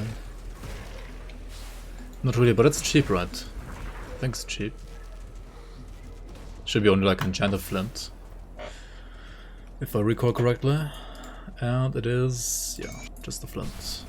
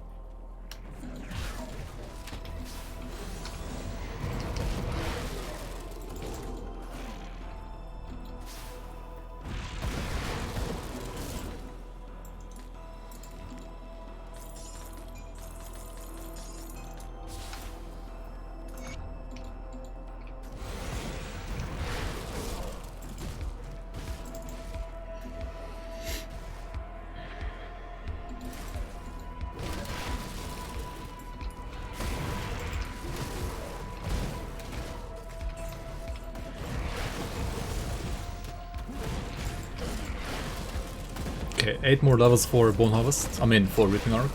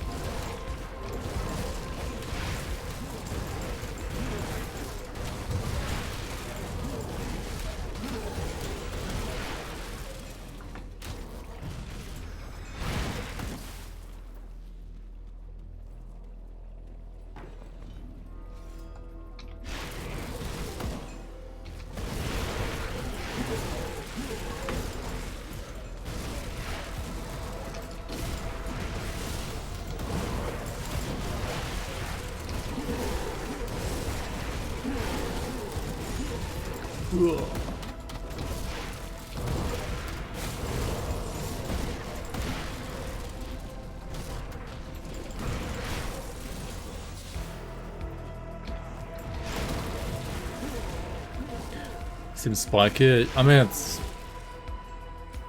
I mean, Bone Harvest seems spiky as well. And not having possession is also kind of spiky.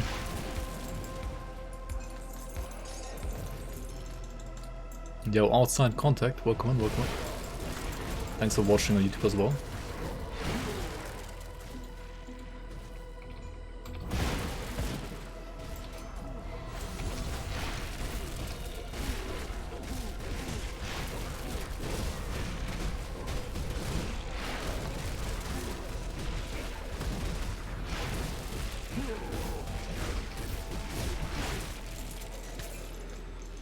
We can face tank this guy though, like that's fine.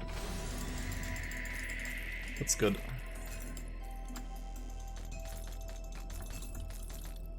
He's a mob that you sometimes have to kite on some builds while leveling. Alright, let's get the XP.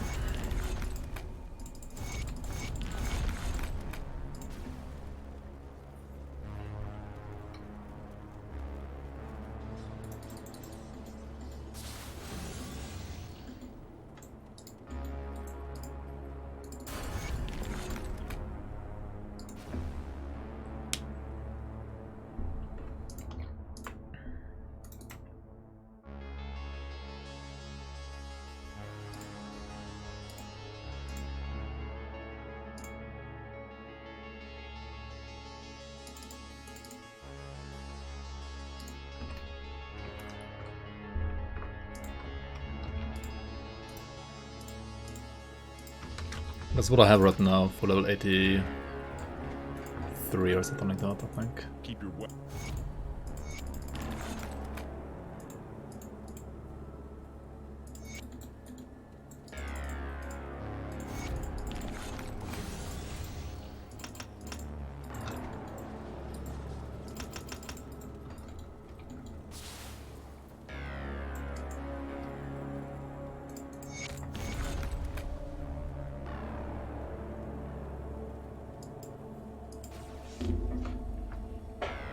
Alright, let's go to the Gulch.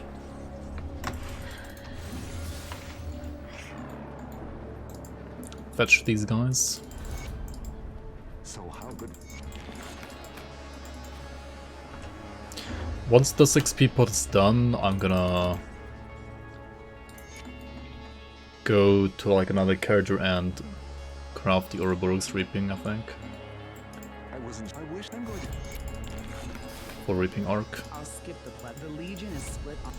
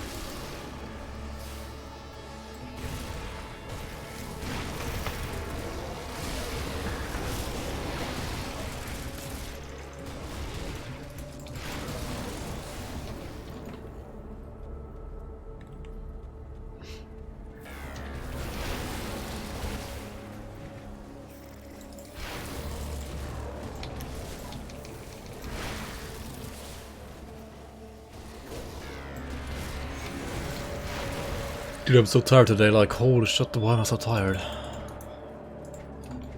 What is this? This gives me what, 11% lifesteal, right? 11% global lifesteal. Wake up? Okay. I'm Vokage.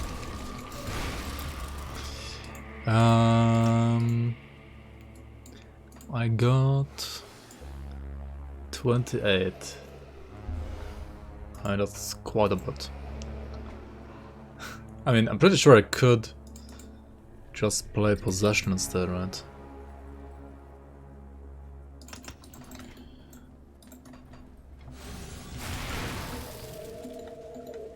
Drink coffee. Yeah, I should maybe like drink coffee instead of water.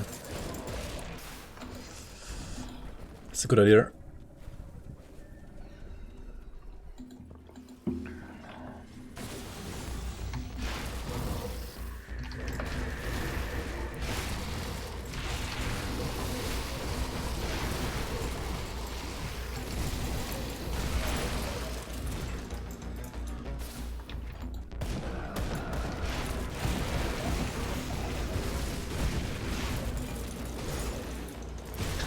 No coffee before 94 though.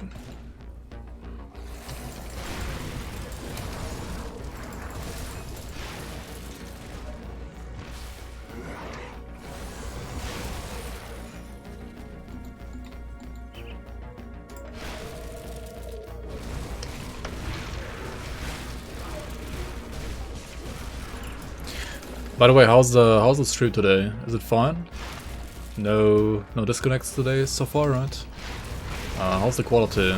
I decreased the bitrate a bit, I decreased the FPS a bit. It's running on 48 FPS instead of 60 now. It's still 1080, but yeah, 48 FPS. Just like trying some stuff, like if that's not... if it's working well, then I guess we can keep it like this. If it's not working well, then...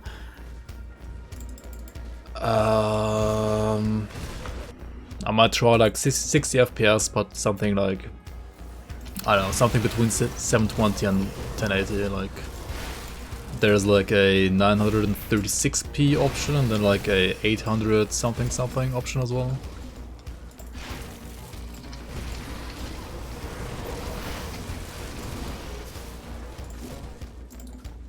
Yeah, like 8. It's 936 and then like 864, I think. It also works for streaming, I think. Yeah, it's 864, right? 864 is dividable by 8, so yeah, it should be that, I think. So far so good. Alright. I decreased my bitrate from... I had like 4.5k for like a long time. But then like, ever since 2 weeks ago, like, I started disconnecting every now and then, right? Like, only the stream, nothing else.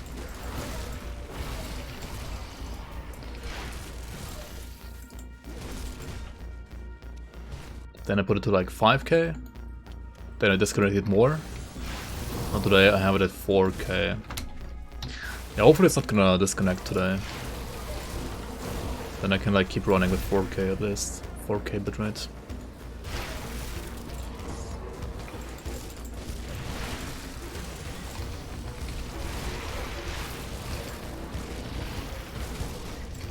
Like 4000 kilobytes per second. So basically like 4M, right? Not 4k. Just sold 40C Delirium Jewel for 5C.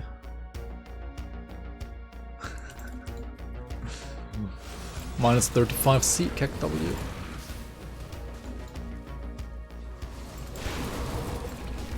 Kilobit. Yeah, it's kilobit per second. Like 4000 kilobits, so like megabit. 4 megabit per second.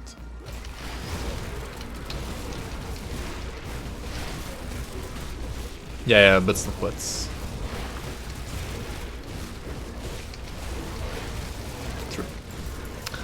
True. You are correct.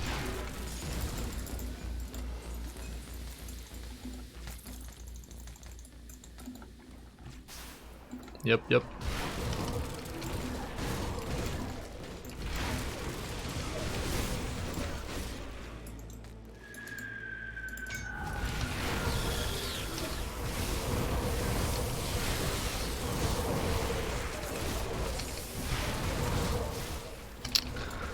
The fucking poison. Honestly, like these kind of vitality melee builds are. I mean, Metroidvest was very similar as well. I mean, not only the short time I played it recently, but also like when I played it like before that, like 1 or 2 years ago.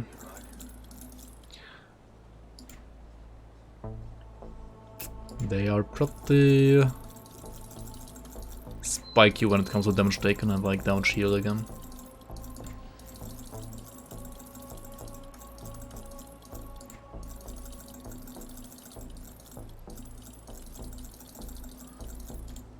Not for the faint-hearted for hardcore at least.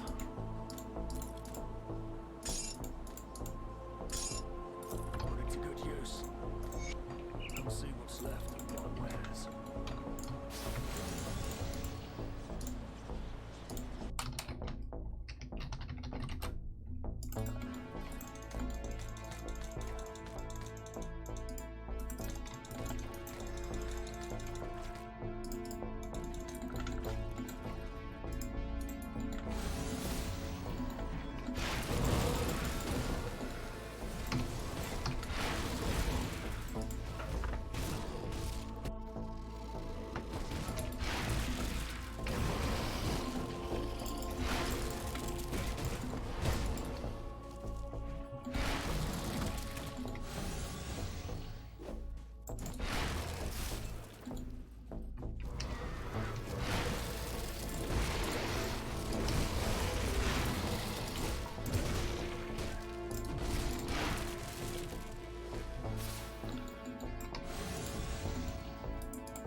Alright, 4 more levels for Reaping Arc.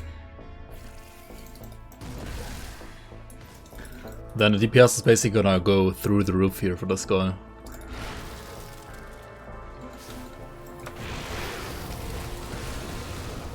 It's gonna be absolutely crazy. Crazy deeps.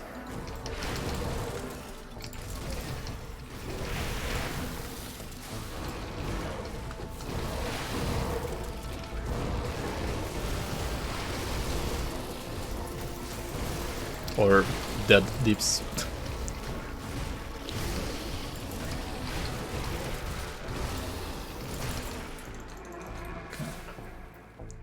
Yo, the Swarm Queen is gonna be scary. With 480 armor and 29 prisoners.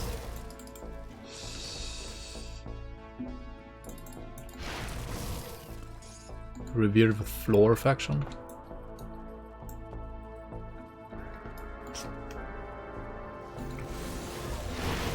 What?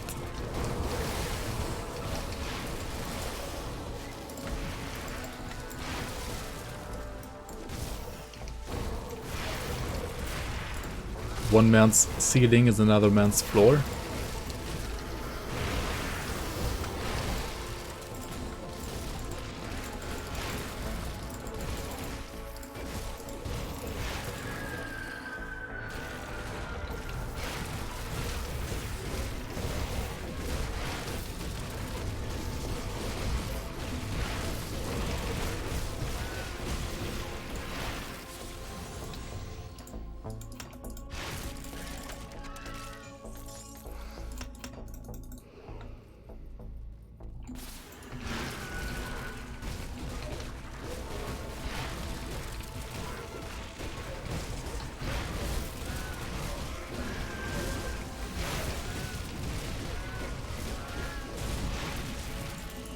Basically.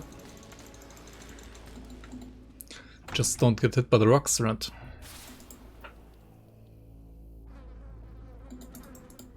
Bog jump.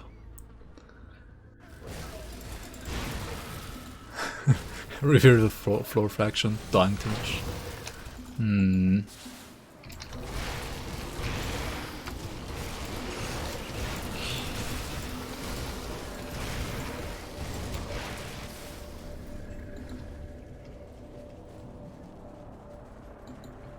But like if you hit the floor too much, don't you get like despised with floor faction?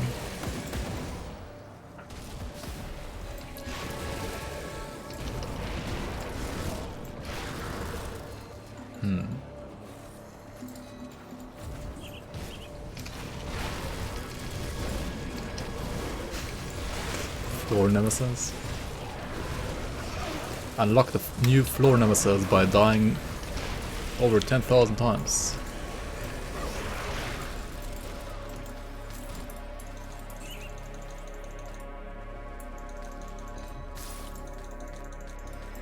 Lego brick. Yeah, that one would fit.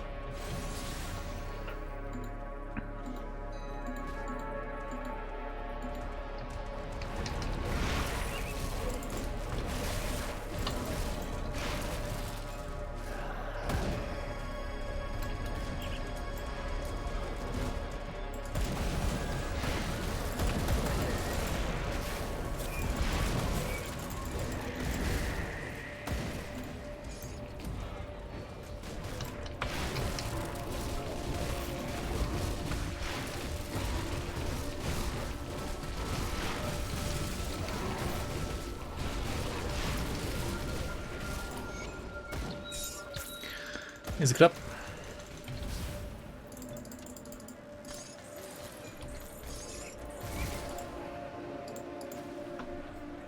Is Flame Strife good for any build? Flame Strife?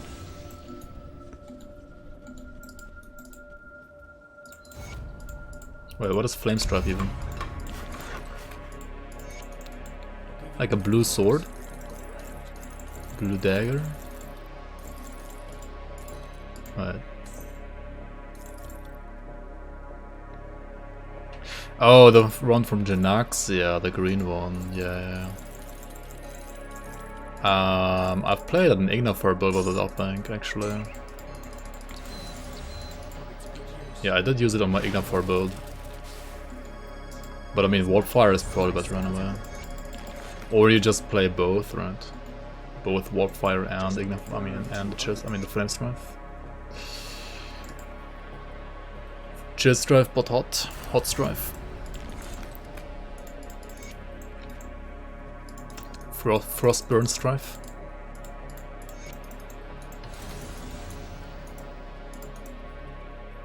Okay, what now? I guess just points.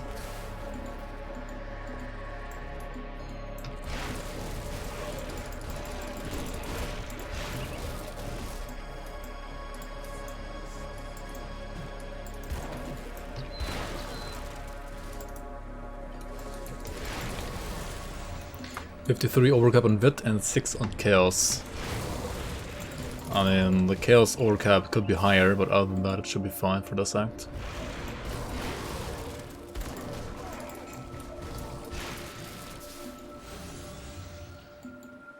Yeah, true. My highest crit on my Tactician up to date is, I think, 180k. This one has 228k while leveling. I mean, it's not like this one is OP, it's more like one-handed Pierce Balark is just low DPS. Like low damage in general. What am I doing here? Did I not choose a faction? What? Oh, I didn't choose. Whoops. Whoops.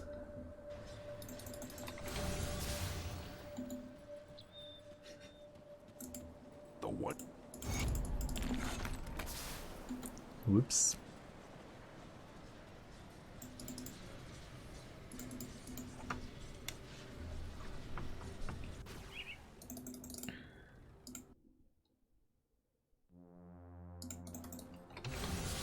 May the specter of death guard your path.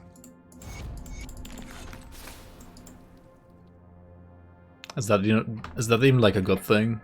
May the specter of death guard your path? That sounds like a bad thing, not a good thing. I don't know.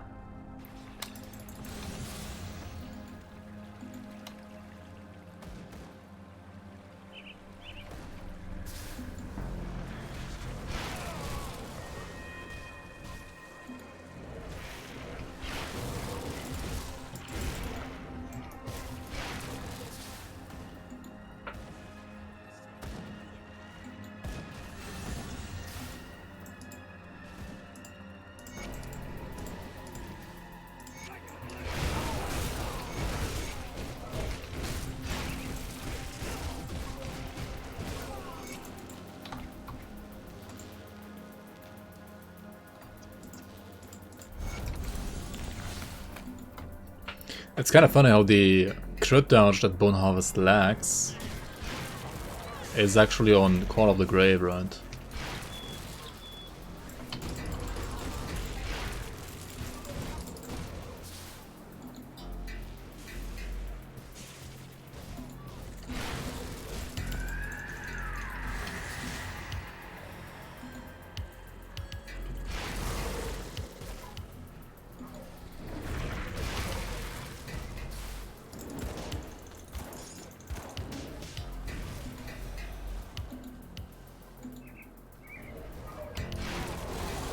Got Calm's Heart.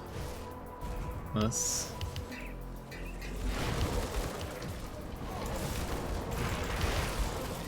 Wait, what level are you in PvE right now? And what are you playing? Like, which build are you playing?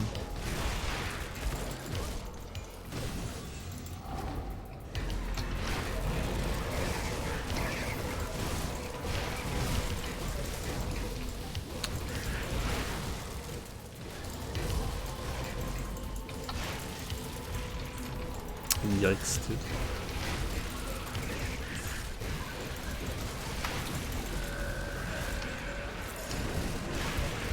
What the fuck?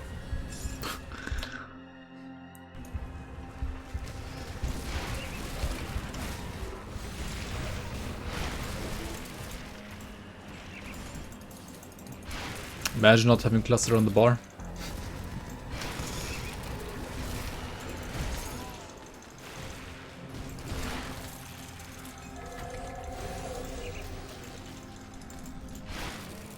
Bow gladiator? Wait, what?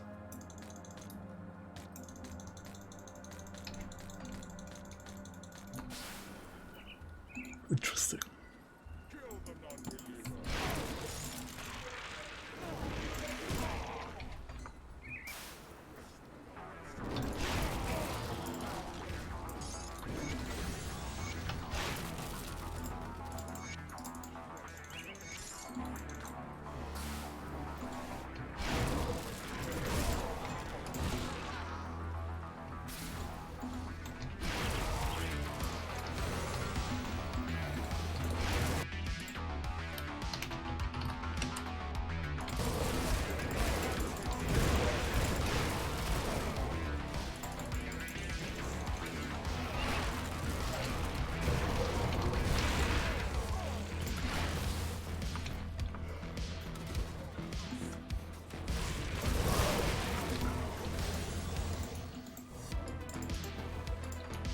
Oh, new crit, 229k instead of 228. Pog. Alright, we just continue for now. Get like the Chthonian Seas of Bonding. Actually, I do have 4. Could do the other quest then, right? The Ethereal Essence quest.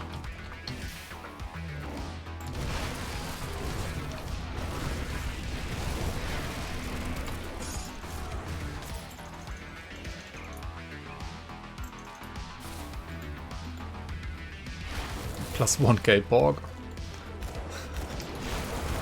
Pog. Alright. 2.25 of levels left until Reaping Arc.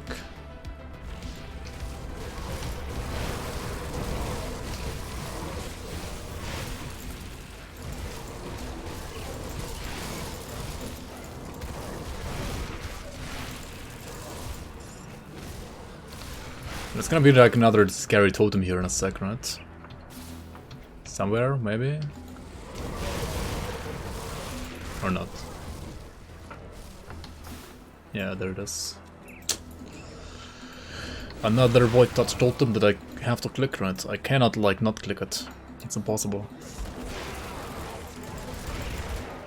It's gonna have, like, 3 arcanes or something and, like, healing mobs. And, like, time warp oppressors. So let's clear this stuff out first, maybe. Alright, time to die. Yep.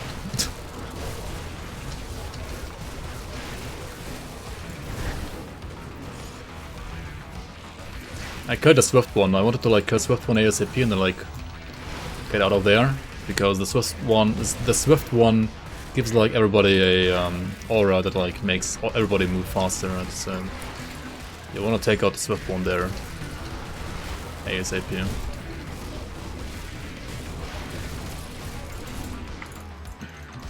Otherwise, have fun getting chased. Alright, easy clap.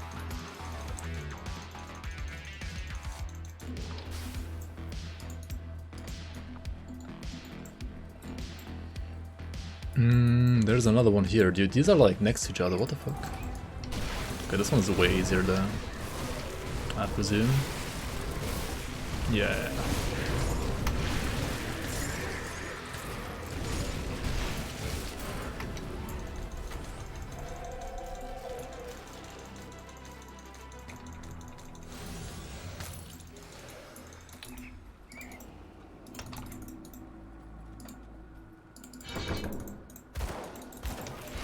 Can I see my map, please? Like, what is this? My quest log is too big.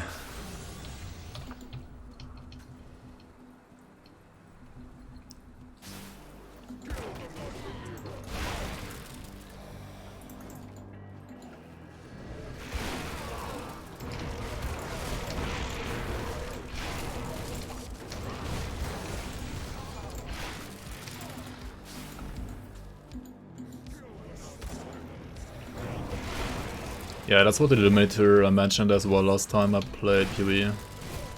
Like with the ultimatums, when you have like a couple of mobs in there that like buff all the others, it's like way harder, right?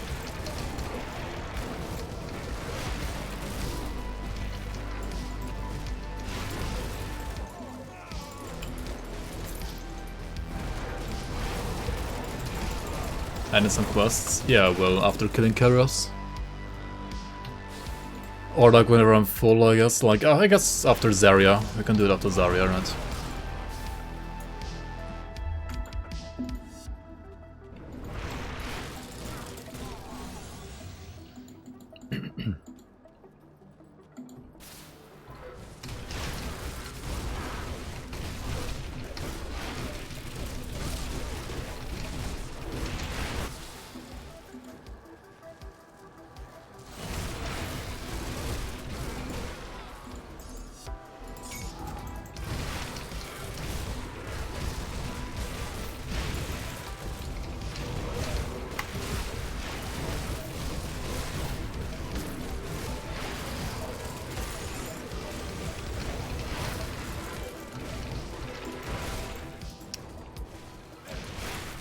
Dude, don't I have like 50% overcap in Vit? And then the frickin' like Chthonian Bloodletter guy looks at you and you're down to 70%. That's so stupid, man.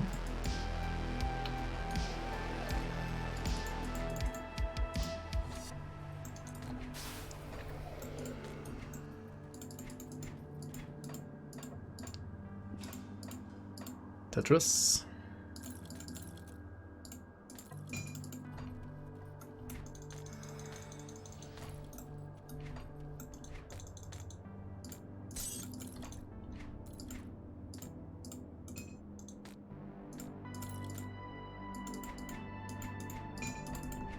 Nah, whatever.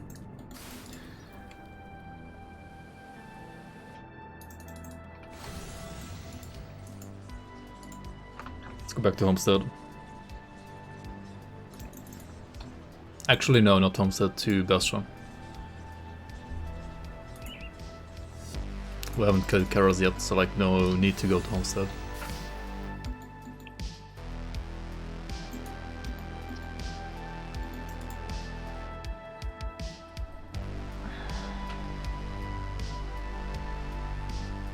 I still have like Return to Bernard at the Arkovian Foothills, right, as a quest. Like, what am I doing?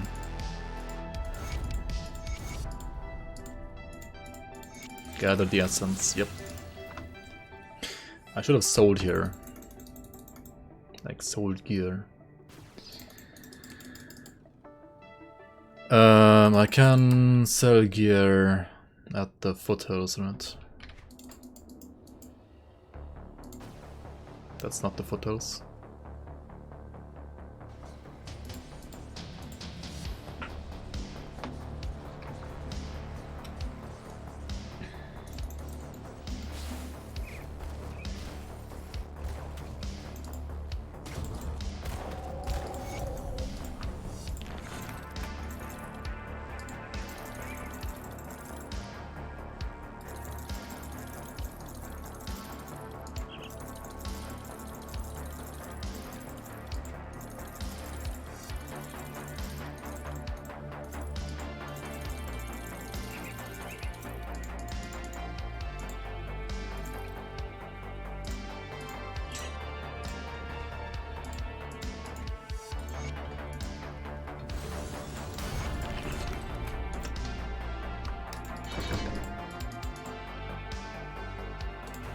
Okay. One more level to go. Still have destroyed the forges. Wait, what? Oh, I guess I only killed 2 of them and then like it fucked up the entire quest line. Oh well, that's bad. Oh well, oh well.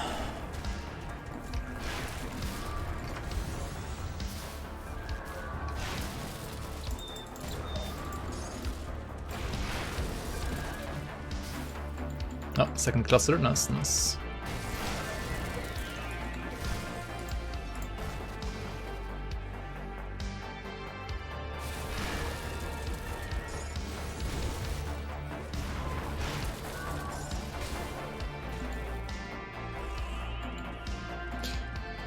Yeah, I know it says 0, but the thing is, if you kill 2, I mean I know I killed like at least 2. If you kill 2, but not 3 in advance, right? And then you pick up the quest afterwards, it will go back to 0 even though you have killed 2. Like, you can only do these kind of quests in advance if you do like enough, right? If you kill like all 3, you can just like hand it in as a complete quest, but if you did like 2 only, then it's gonna show up as 0. Like it's gonna reset to 0. Same thing for the quests with the crabs and the barrel mine, for example.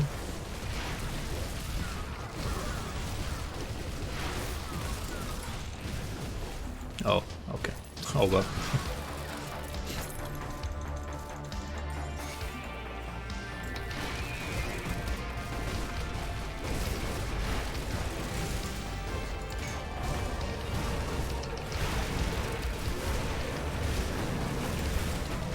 Do I really want more flash hugs in my life? No, really. I don't, right? I don't. Why did I click that, like, shrine while killing Venarius the Bonebreaker, dude? Like, why?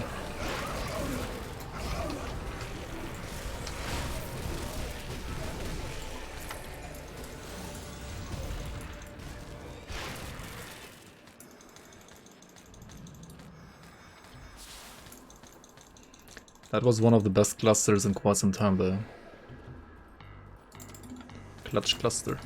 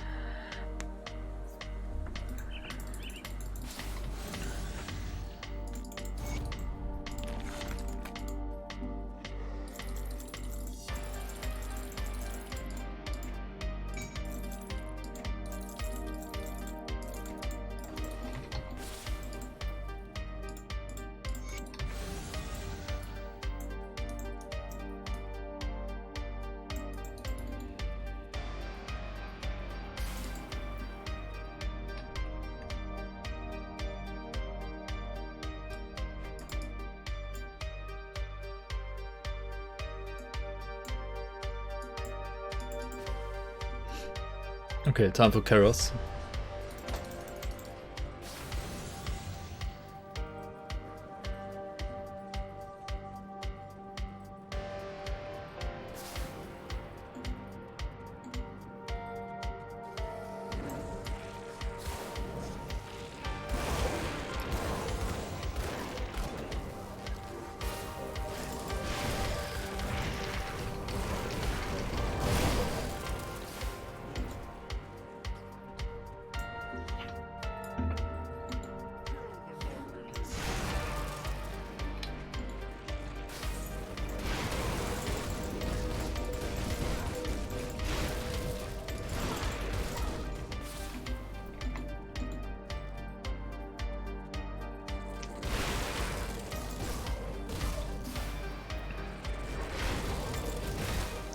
And time for yet another Repi Totem.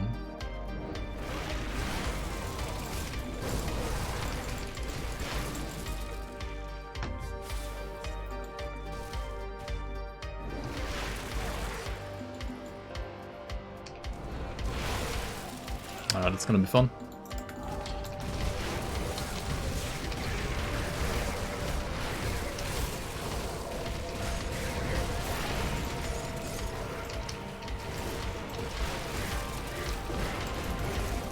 Oh my god, dude, why am I panic clicking that?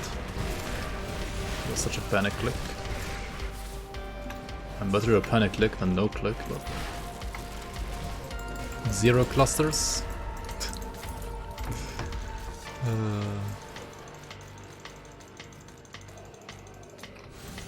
That was such a bad click there.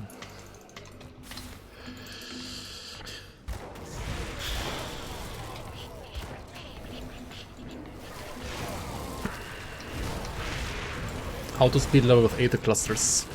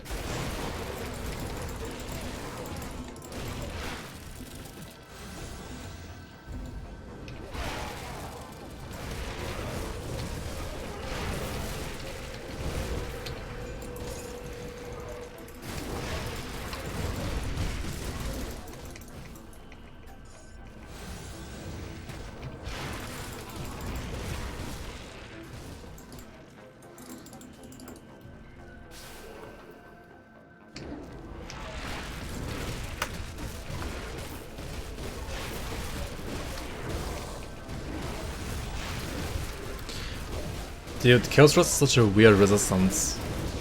Like, you don't need it at all until Blood Grove, right? And then, like, once you enter Blood Grove, you need, like, basically 120 of it or something like that. But before that, you need 0.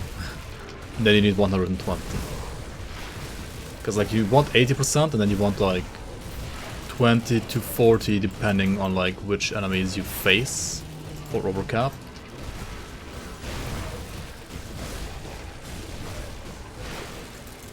Crazy.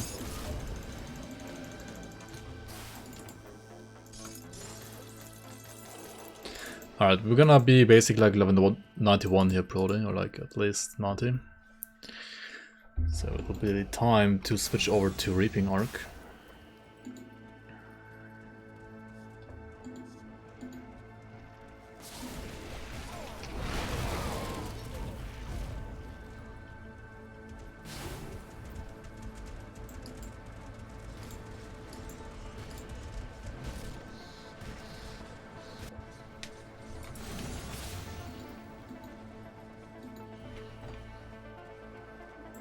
I am told when the Legion was forced to abandon the Glitz, I've already... You're here. Resistance distribution feels weird in this game. You need Chaos Rust and Broken Hells. If you go down there, yeah. If you go down there to Naren Curva.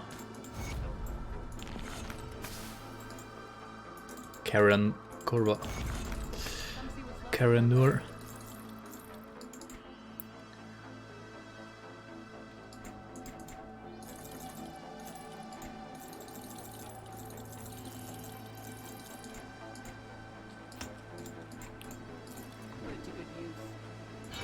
Alright, let's go to like another character and craft the Robotics ready real quick.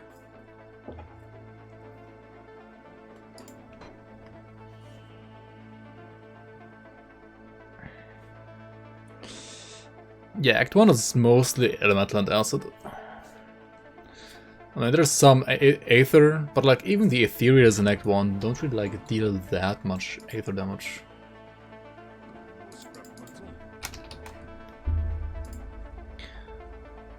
Impurity, mortality. Okay, impurity. Vendetta, Marauders, Gluttony, Vengeful, Aethers. Oh, this is expensive. What the heck?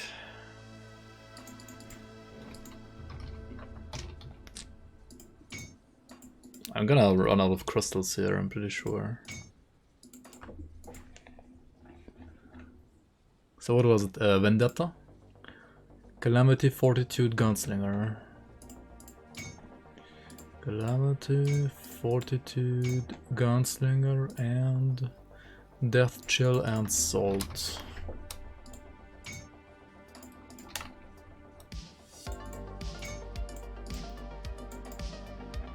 Makes the Vendetta. A Gluttony and a Marauders. I mean, Marauders needs Gunslinger, I'm pretty sure. And that needs Inferno, Silver Core, and Blessed Steel. And Silver Core need like lots of silvers. Good thing I have lots of silvers right now. What was it? Blessed Steel, right? Which also needs silvers. Good thing I have all these silvers, otherwise that would be like, I don't know, 180 crosses, not even kidding. Okay, impurity. We actually got impurity, and that's not too bad. So next we need mortality, calamity, and hysteria. Calamity, hysteria. Calamity, hysteria, and what was it again? Mortality. Mortality needs corruption, gluttony, salt, steel. Corruption, gluttony. Corruption, gluttony. Hysteria. Salt and haunted steel. Haunted steel is gonna need Chthonian Caesar binding, right? And 4 wraith, okay.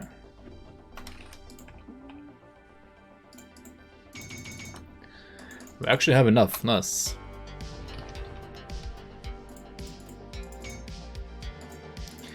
But I don't have enough armor bats on this character, so we can just craft it on the Cabalist actually.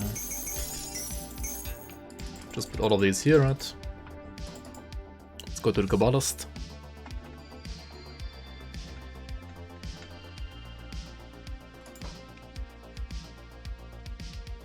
Yeah, for sure. The UI needs like some serious improvements for Grim Dawn 2.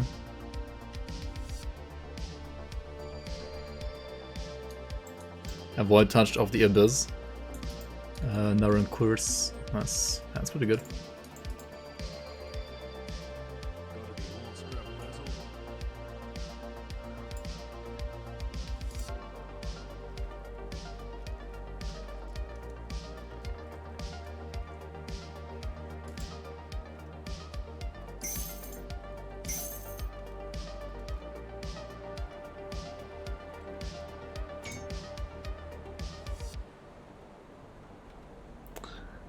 %4 attack speed, 2% lifesteal. What are all these low rolls?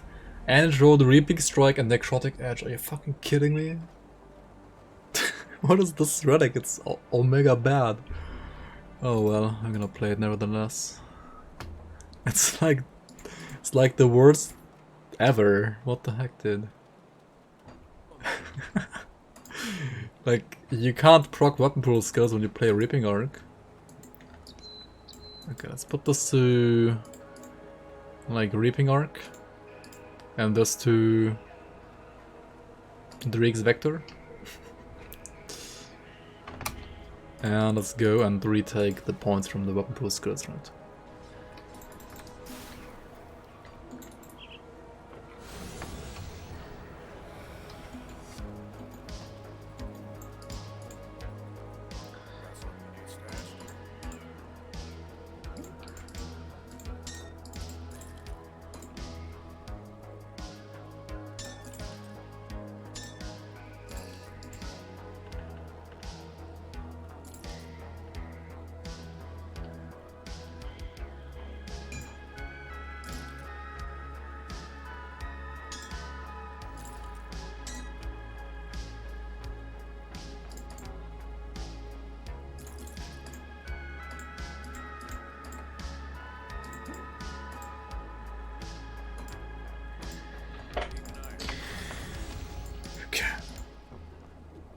We're gonna have to craft another one later.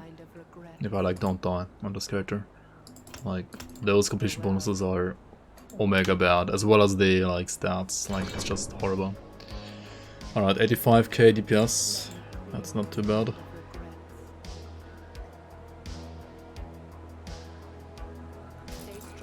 Oops. Okay. Let's use the last pot.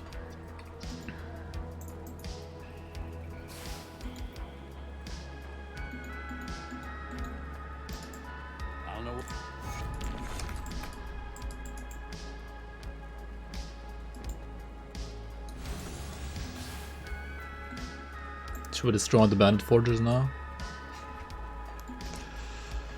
Let me actually get a shadow strike here real quick as well.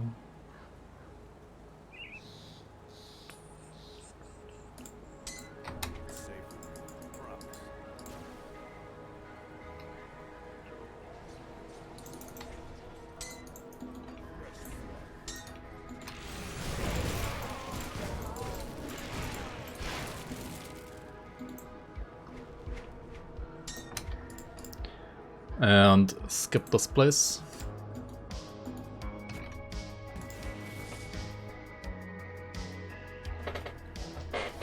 Skip the Astrakhan road, because there's like nothing of interest there whatsoever.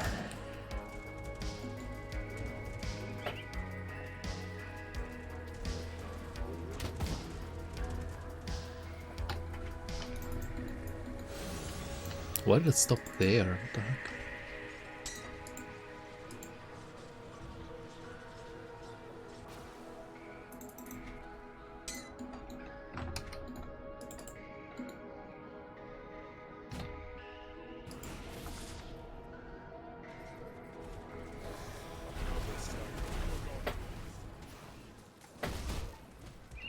Zoom, zoom, zoom, zoom. What happens if you switch them? That's okay, actually. Wait, what? I'm not doing anything, by the way. Look at this. What? Why is he so slow now? Like, he doesn't have Chaos Strike on anymore, right? Oh my god, and I could die here even. What is this?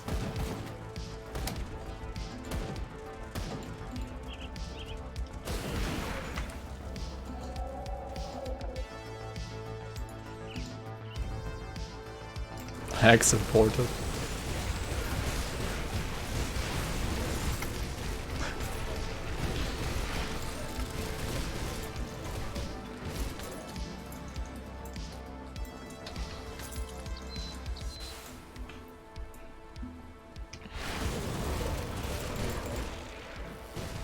Report to the Grim Dawn Tribunal.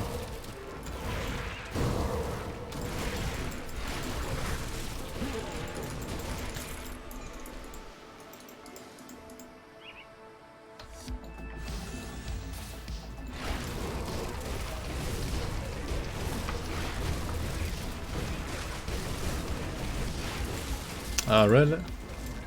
That healer?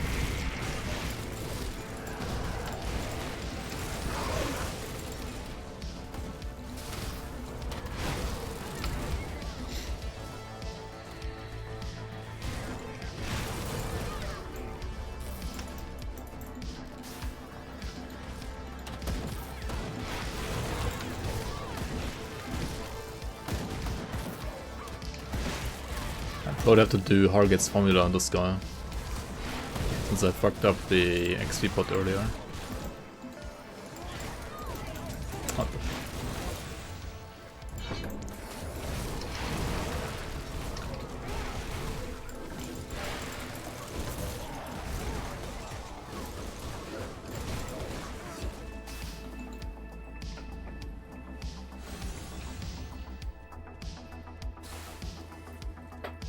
PoE when? You wanna see more PoE in the stream?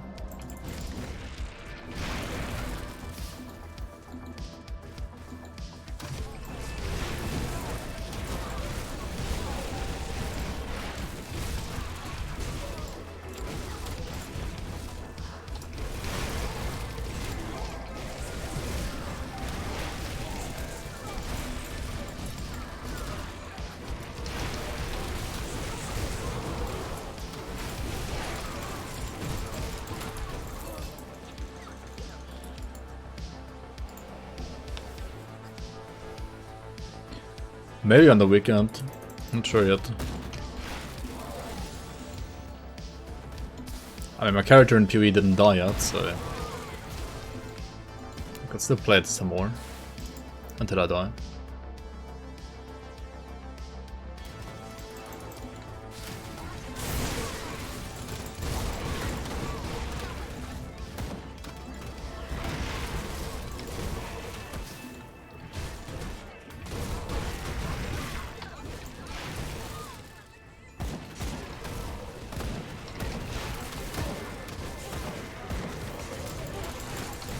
Dude, the stun rest is not good at all. Also, the RR is pretty mokas, like, what the fuck?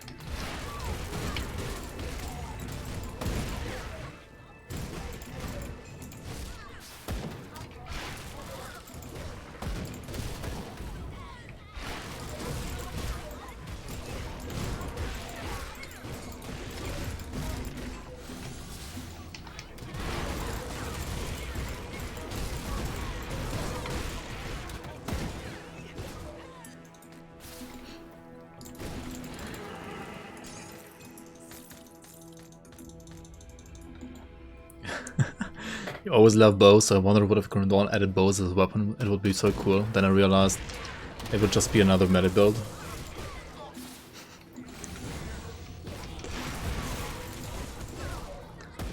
Probably, yeah.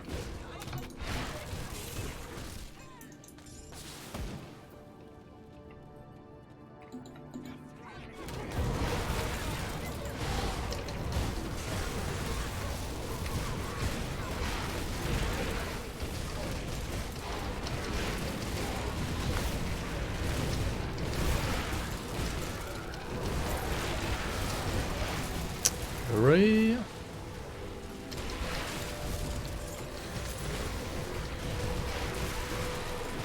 Why did I not get classes from the stash?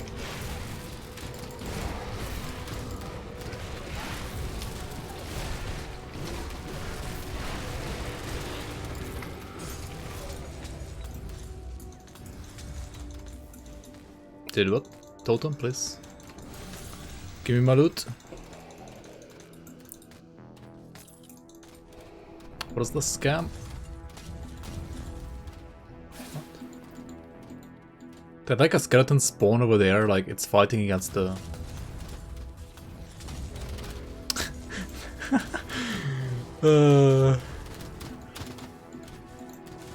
Something spawned over there, and it's like spawning skeletons, and then they're like fighting against the Kaiman's shows. Because of that, the totem is not done yet.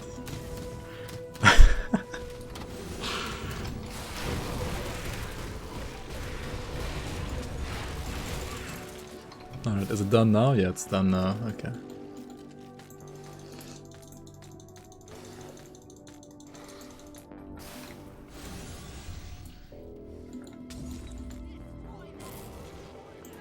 Dude, that's done then. What the fuck?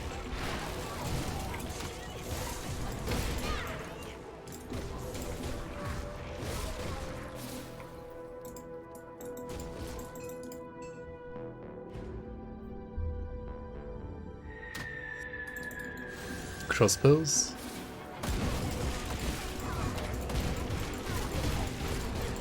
Honestly, the crossbows would be way cooler if their like sound didn't like sound like a, I don't know. It sounds like tuck tuck tuck tuck. It's not like how a crossbow sounds, right?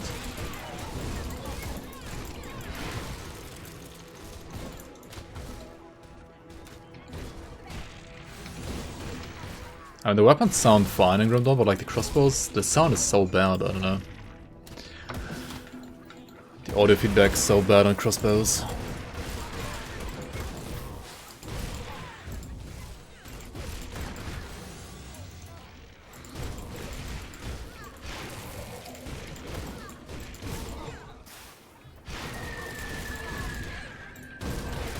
Like, tuck, tuck, tuck, tuck.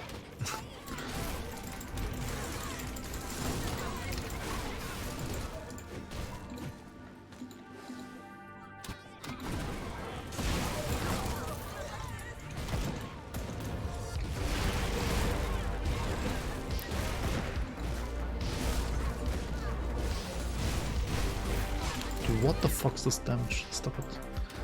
Random Blade Maiden like hitting me for 10k. What?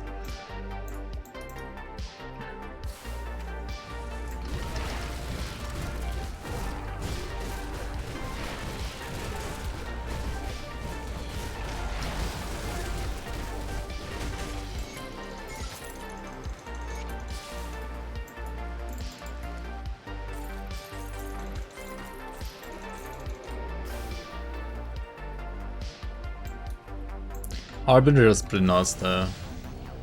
I've wanted to play a Harbinger ever since. Okay, no loot for me, I guess. Whatever. I don't need the loot anyway. I didn't want anyway. Yeah, I wanted to do like a Harbinger Deceiver ever since Forgotten Gods came out, basically, but I still haven't done it. Maybe next year, right?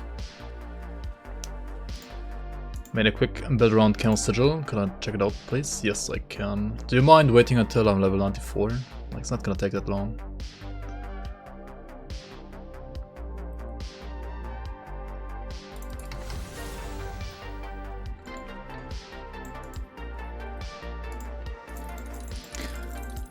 Yeah, like I was actually thinking about what kind of builds I want to do for next league. Like, I don't know if I'm gonna care about performance that much, but rather just like play whatever is fun and play like, or like whatever I haven't played yet on my main account and what I want to play on my main account anyway. So something like Harbinger Deceiver, Multi-Trap Purifier, right? Stuff like that, maybe.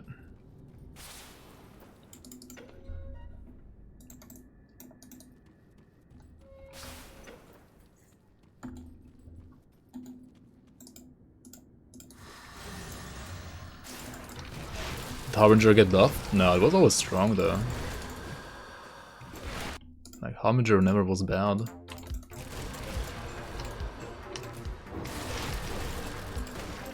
I mean, it's more like a softcore thing, it's not really like that tanky. What is Cabalist? Cabalist? Cabalist, whatever you want to call it. Also welcome, Marcus, how are you, man? I mean, yeah, Doombot Raid is actually good buff, like, across the board, so... That's actually true.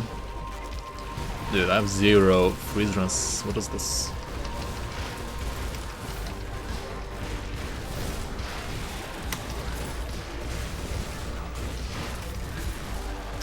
Great.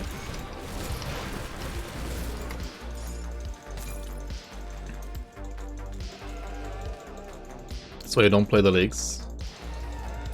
I mean, last league was very fun though, like... It is for me, like... Honestly, also, like, pushing SR is something I have never done before properly, so... And you have super bosses as well, like, that you aren't able to kill otherwise. Like, to fight otherwise. I mean, you can just play, like, for example, what's it called again?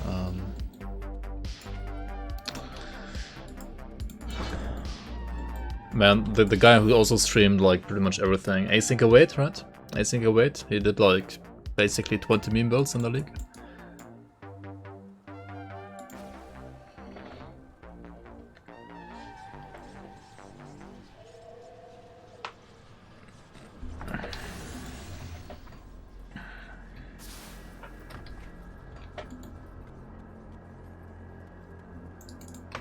Good. You've betrayed precisely. I mean, yeah, that's true, Lucas. Safe storage. No questions asked. This is what you told Mike a few days ago. What did you tell him? You don't play the league because people just play OP meta shit? Or you told him that async await basically play 20 meme builds?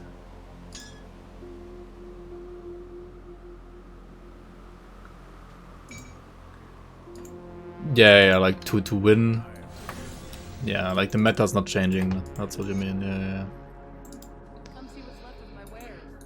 That is true. So unless we balance it right. Like, what if you just remove pets at retail? Then everybody plays Avenger Water, I guess. And you can like just tweak the numbers.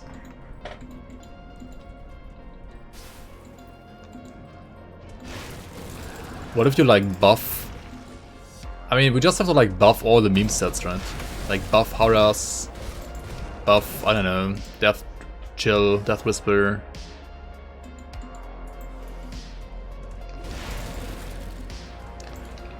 Yeah, I mean, in the league people didn't play Dark One that much because it wasn't target farmable. I mean, Nidia tried to play Dark One. And he kind of failed against Crate, but in theory you can definitely like phase roll the entire game and like Vid Conjurer as well. That's true. Delete Force Wave. Also the thing is, the leagues aren't only there for the people who like play every single league, right? Like people can come and go, like play this league, maybe like play next league, and so on. Like Season 2 had many people, like many new people play the leagues that didn't play League 1, like Season 1, and like many people that played Season 1 actually didn't play Season 2. So I think like still having seasons, even if you don't change the game, is still good to like make people come back to the game every now and then, even if you like don't change things. And also like for all the new people like discovering Grim Dawn, I mean, there might not be as many people discovering Grim Dawn anymore as like maybe 1 or 2 or 3 years ago, but there's still some people coming to this game every now and then.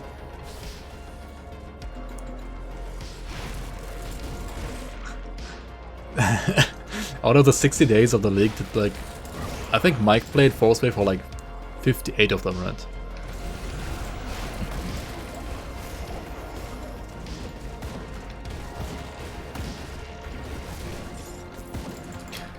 I mean, honestly, Marcus, it's mostly me streaming, the community, doing guides for YouTube, and then like every now and then there is an interesting build that I haven't played yet and that I do want to try out.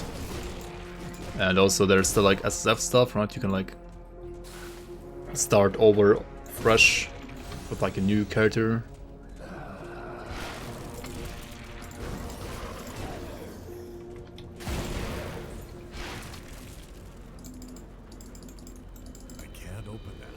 Hey, what?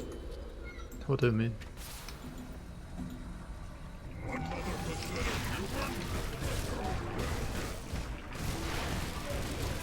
Did the character like try clicking the door from the inside? And that's why he said I cannot open that? That's probably what happened, right?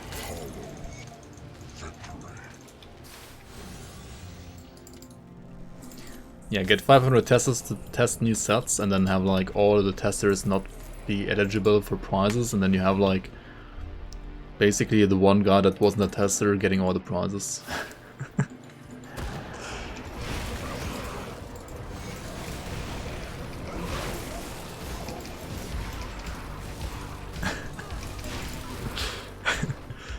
It's pretty funny actually, yeah.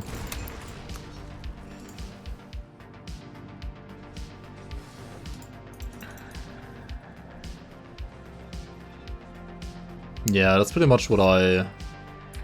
And that's basically the continuation of the Subtle Saffron Conjurer that I played like a year ago, right? Like this thing, Dark One. I mean, you farmed Basti rings on top, I didn't do that anymore. This belt, yeah. You played Avatar of Mercy even for like +4 max auras. I mean, that's a very defensive thing, but seems to work. Together with Serenity as like circuit breakers. 3.5 KDA, 3.1 KOA. How deep did you get in SR with this, by the way? I wonder. I mean, you can definitely like hit everything in the game, including crate. With even a slightly, like a way more offensive setup actually as well.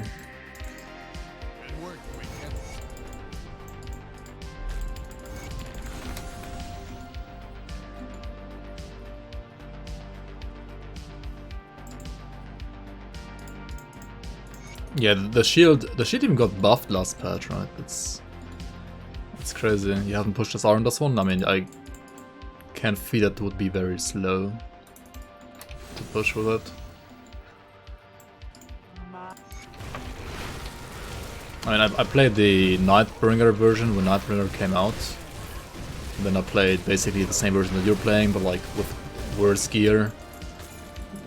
Like some months later when I did the SSF Conjure, right?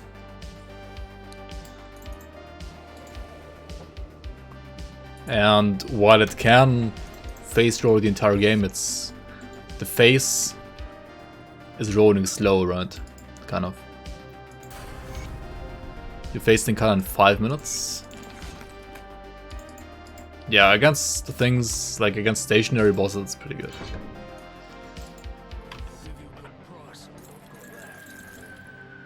Like against super bosses, it's very good because like they're stationary, they stand inside your sigil. You can just like stack your sigils, right? But like when you're playing SR and you have to like move constantly, especially the chunks are gonna be painful. Like they're gonna be very slow. Yeah, 5 sigils, 2 totems. Yeah, exactly. Your brain is stationary. That explains stuff.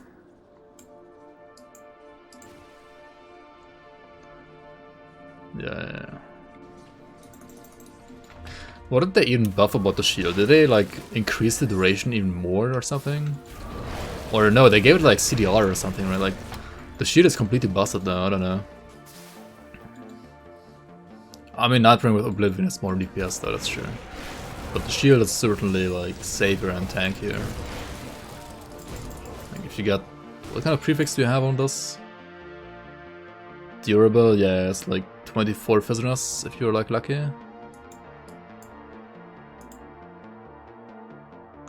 Actually, you only have 56 Fizzerness. I've seen Nightbringer setups have 80% with like the Bismiel rings in it. And like face tank color as well. Pretty easy.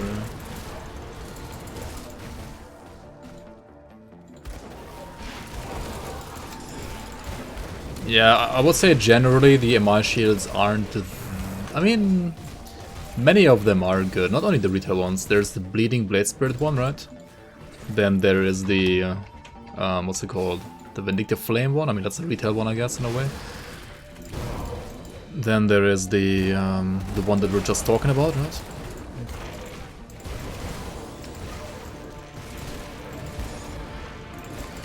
Then the one with CDR to Judgment, and like Fist of Fire conversion to Judgment. That was actually pretty nice as well.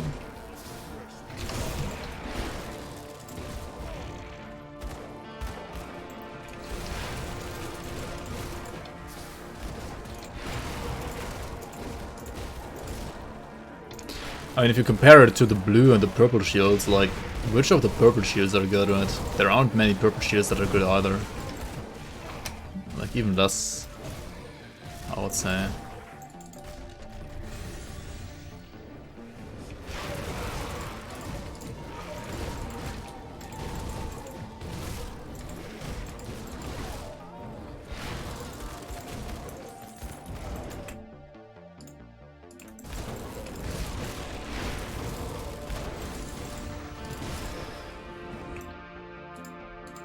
I'll check it out once I'm 94. Give me a sec here. Give me a sec to die to this totem.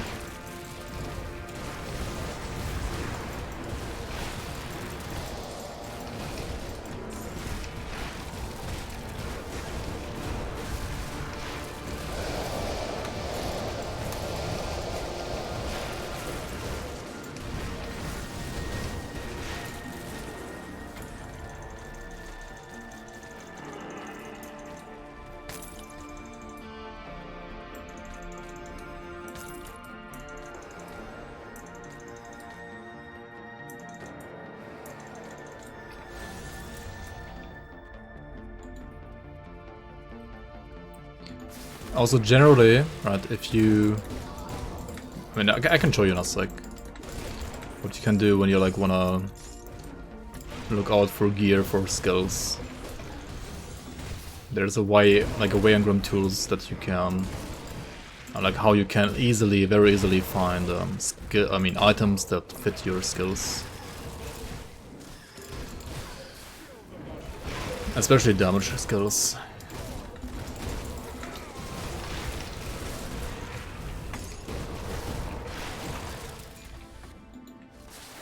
Oh yeah, no totem here.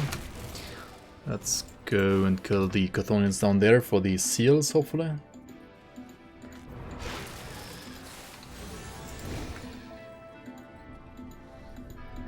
Yo, Abraham, welcome, welcome.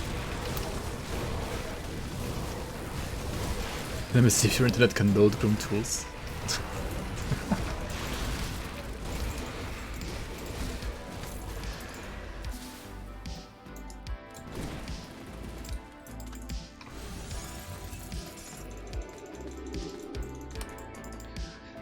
That's not gonna be quite enough in it.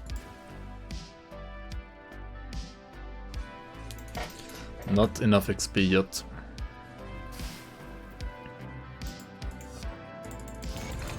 Guess we're gonna have to do the forges after all of them. How did I miss the third one? Capitalists? Leveling a capitalist?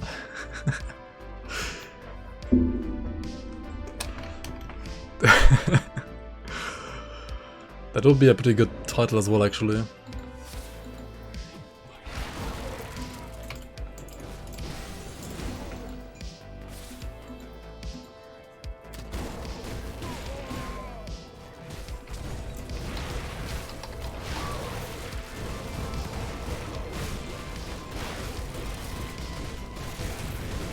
Dude, what's this guy so tanky? Monka.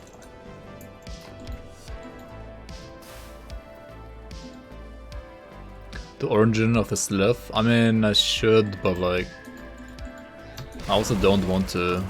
Because that area is kinda... I mean, sometimes while speed leveling I did it, actually. But I would prefer not to... Oh my god. Can we like not down here? Oh my god. Fuck is gag, holy moly.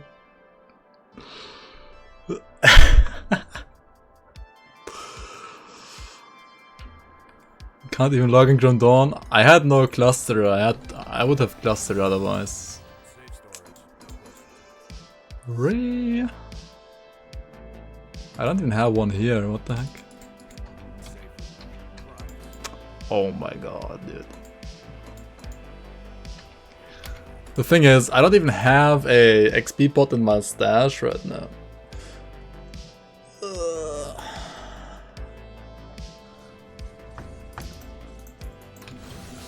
Why you run away? Wait, I have 20 in stash? Am I blind? Am I this blind?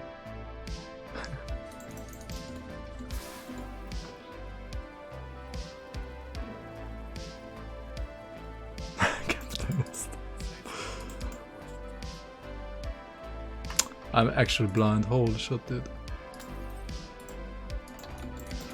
I'm so freaking blind.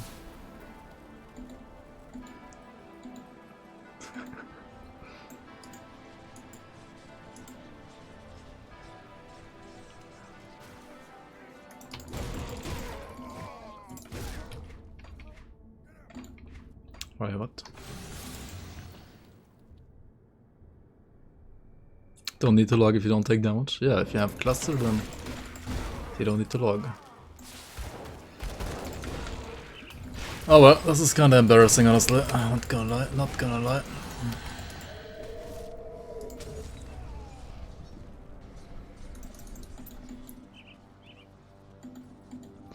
Face might win? Yeah.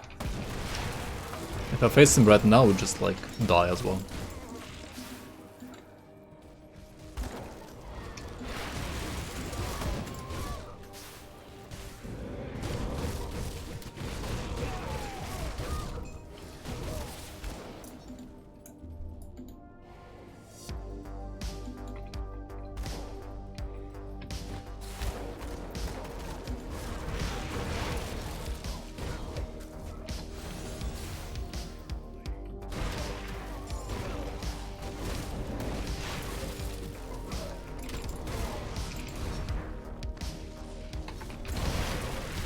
Like, I'm running a super squishy leveling spec right now.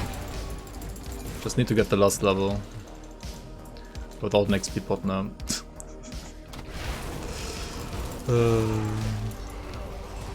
I'm finding... what's it called? Money bags and then handing in the 2 quests should probably be enough. Well met. Yo, Nagnary, thanks for the follow, welcome on. Didn't know I'm streaming. Are you coming from YouTube? Also, welcome on. I should have died. Yeah, Kerplunk. Yeah, I should have died because no cluster. True.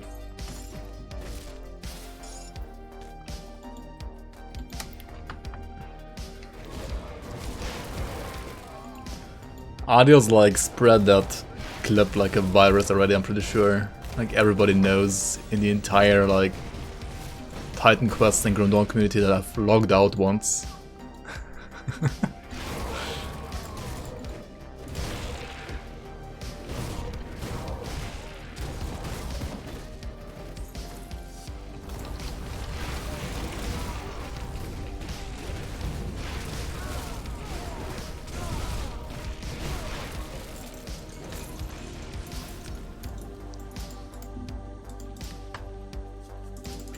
You're playing the Oregon? Nice, nice.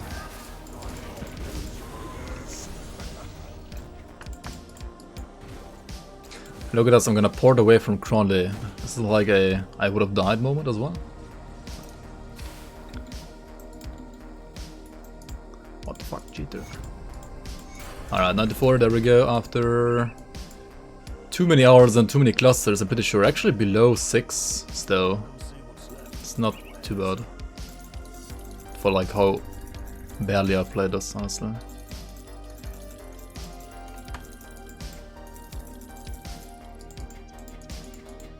So yeah, thank you so much everybody for watching this on YouTube, and if you are on YouTube watching this and you don't know that I'm streaming, I'm actually streaming. I've been streaming before, I've put like a single video on YouTube as well.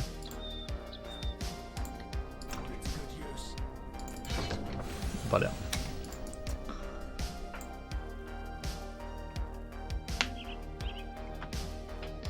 Kinda confused with the acts. I mean, basically Act 1 is Devil's Crossing to Warden Creek. Warden Creek is the boss of Act 1. Act 2 is Devil's Crossing to... well, Kron is like mid Act 2 boss. The end boss of Act 2 is actually the Troll in Smuggler's Pass. I mean, lore-wise, that doesn't really make that much sense, but that's how it is. Act 3 is Deadman's Gulch to Dark Veil Gate, with like Amalgamation being the mid-Act 3 boss, and what's it called? Keros being the end boss of Act 3, and Act 4 is basically Dark Veil Gate. I mean, Aztecan Mountains to like Tomb of the Watchers, and Legorian is the end boss of Act 4. Act 5 is Gloomwald to Barrowholm. Act 6 is this, like Mammoth, Lone Watch to Mammoth, Run to Crownhill. And Act 7 is basically all of this down here.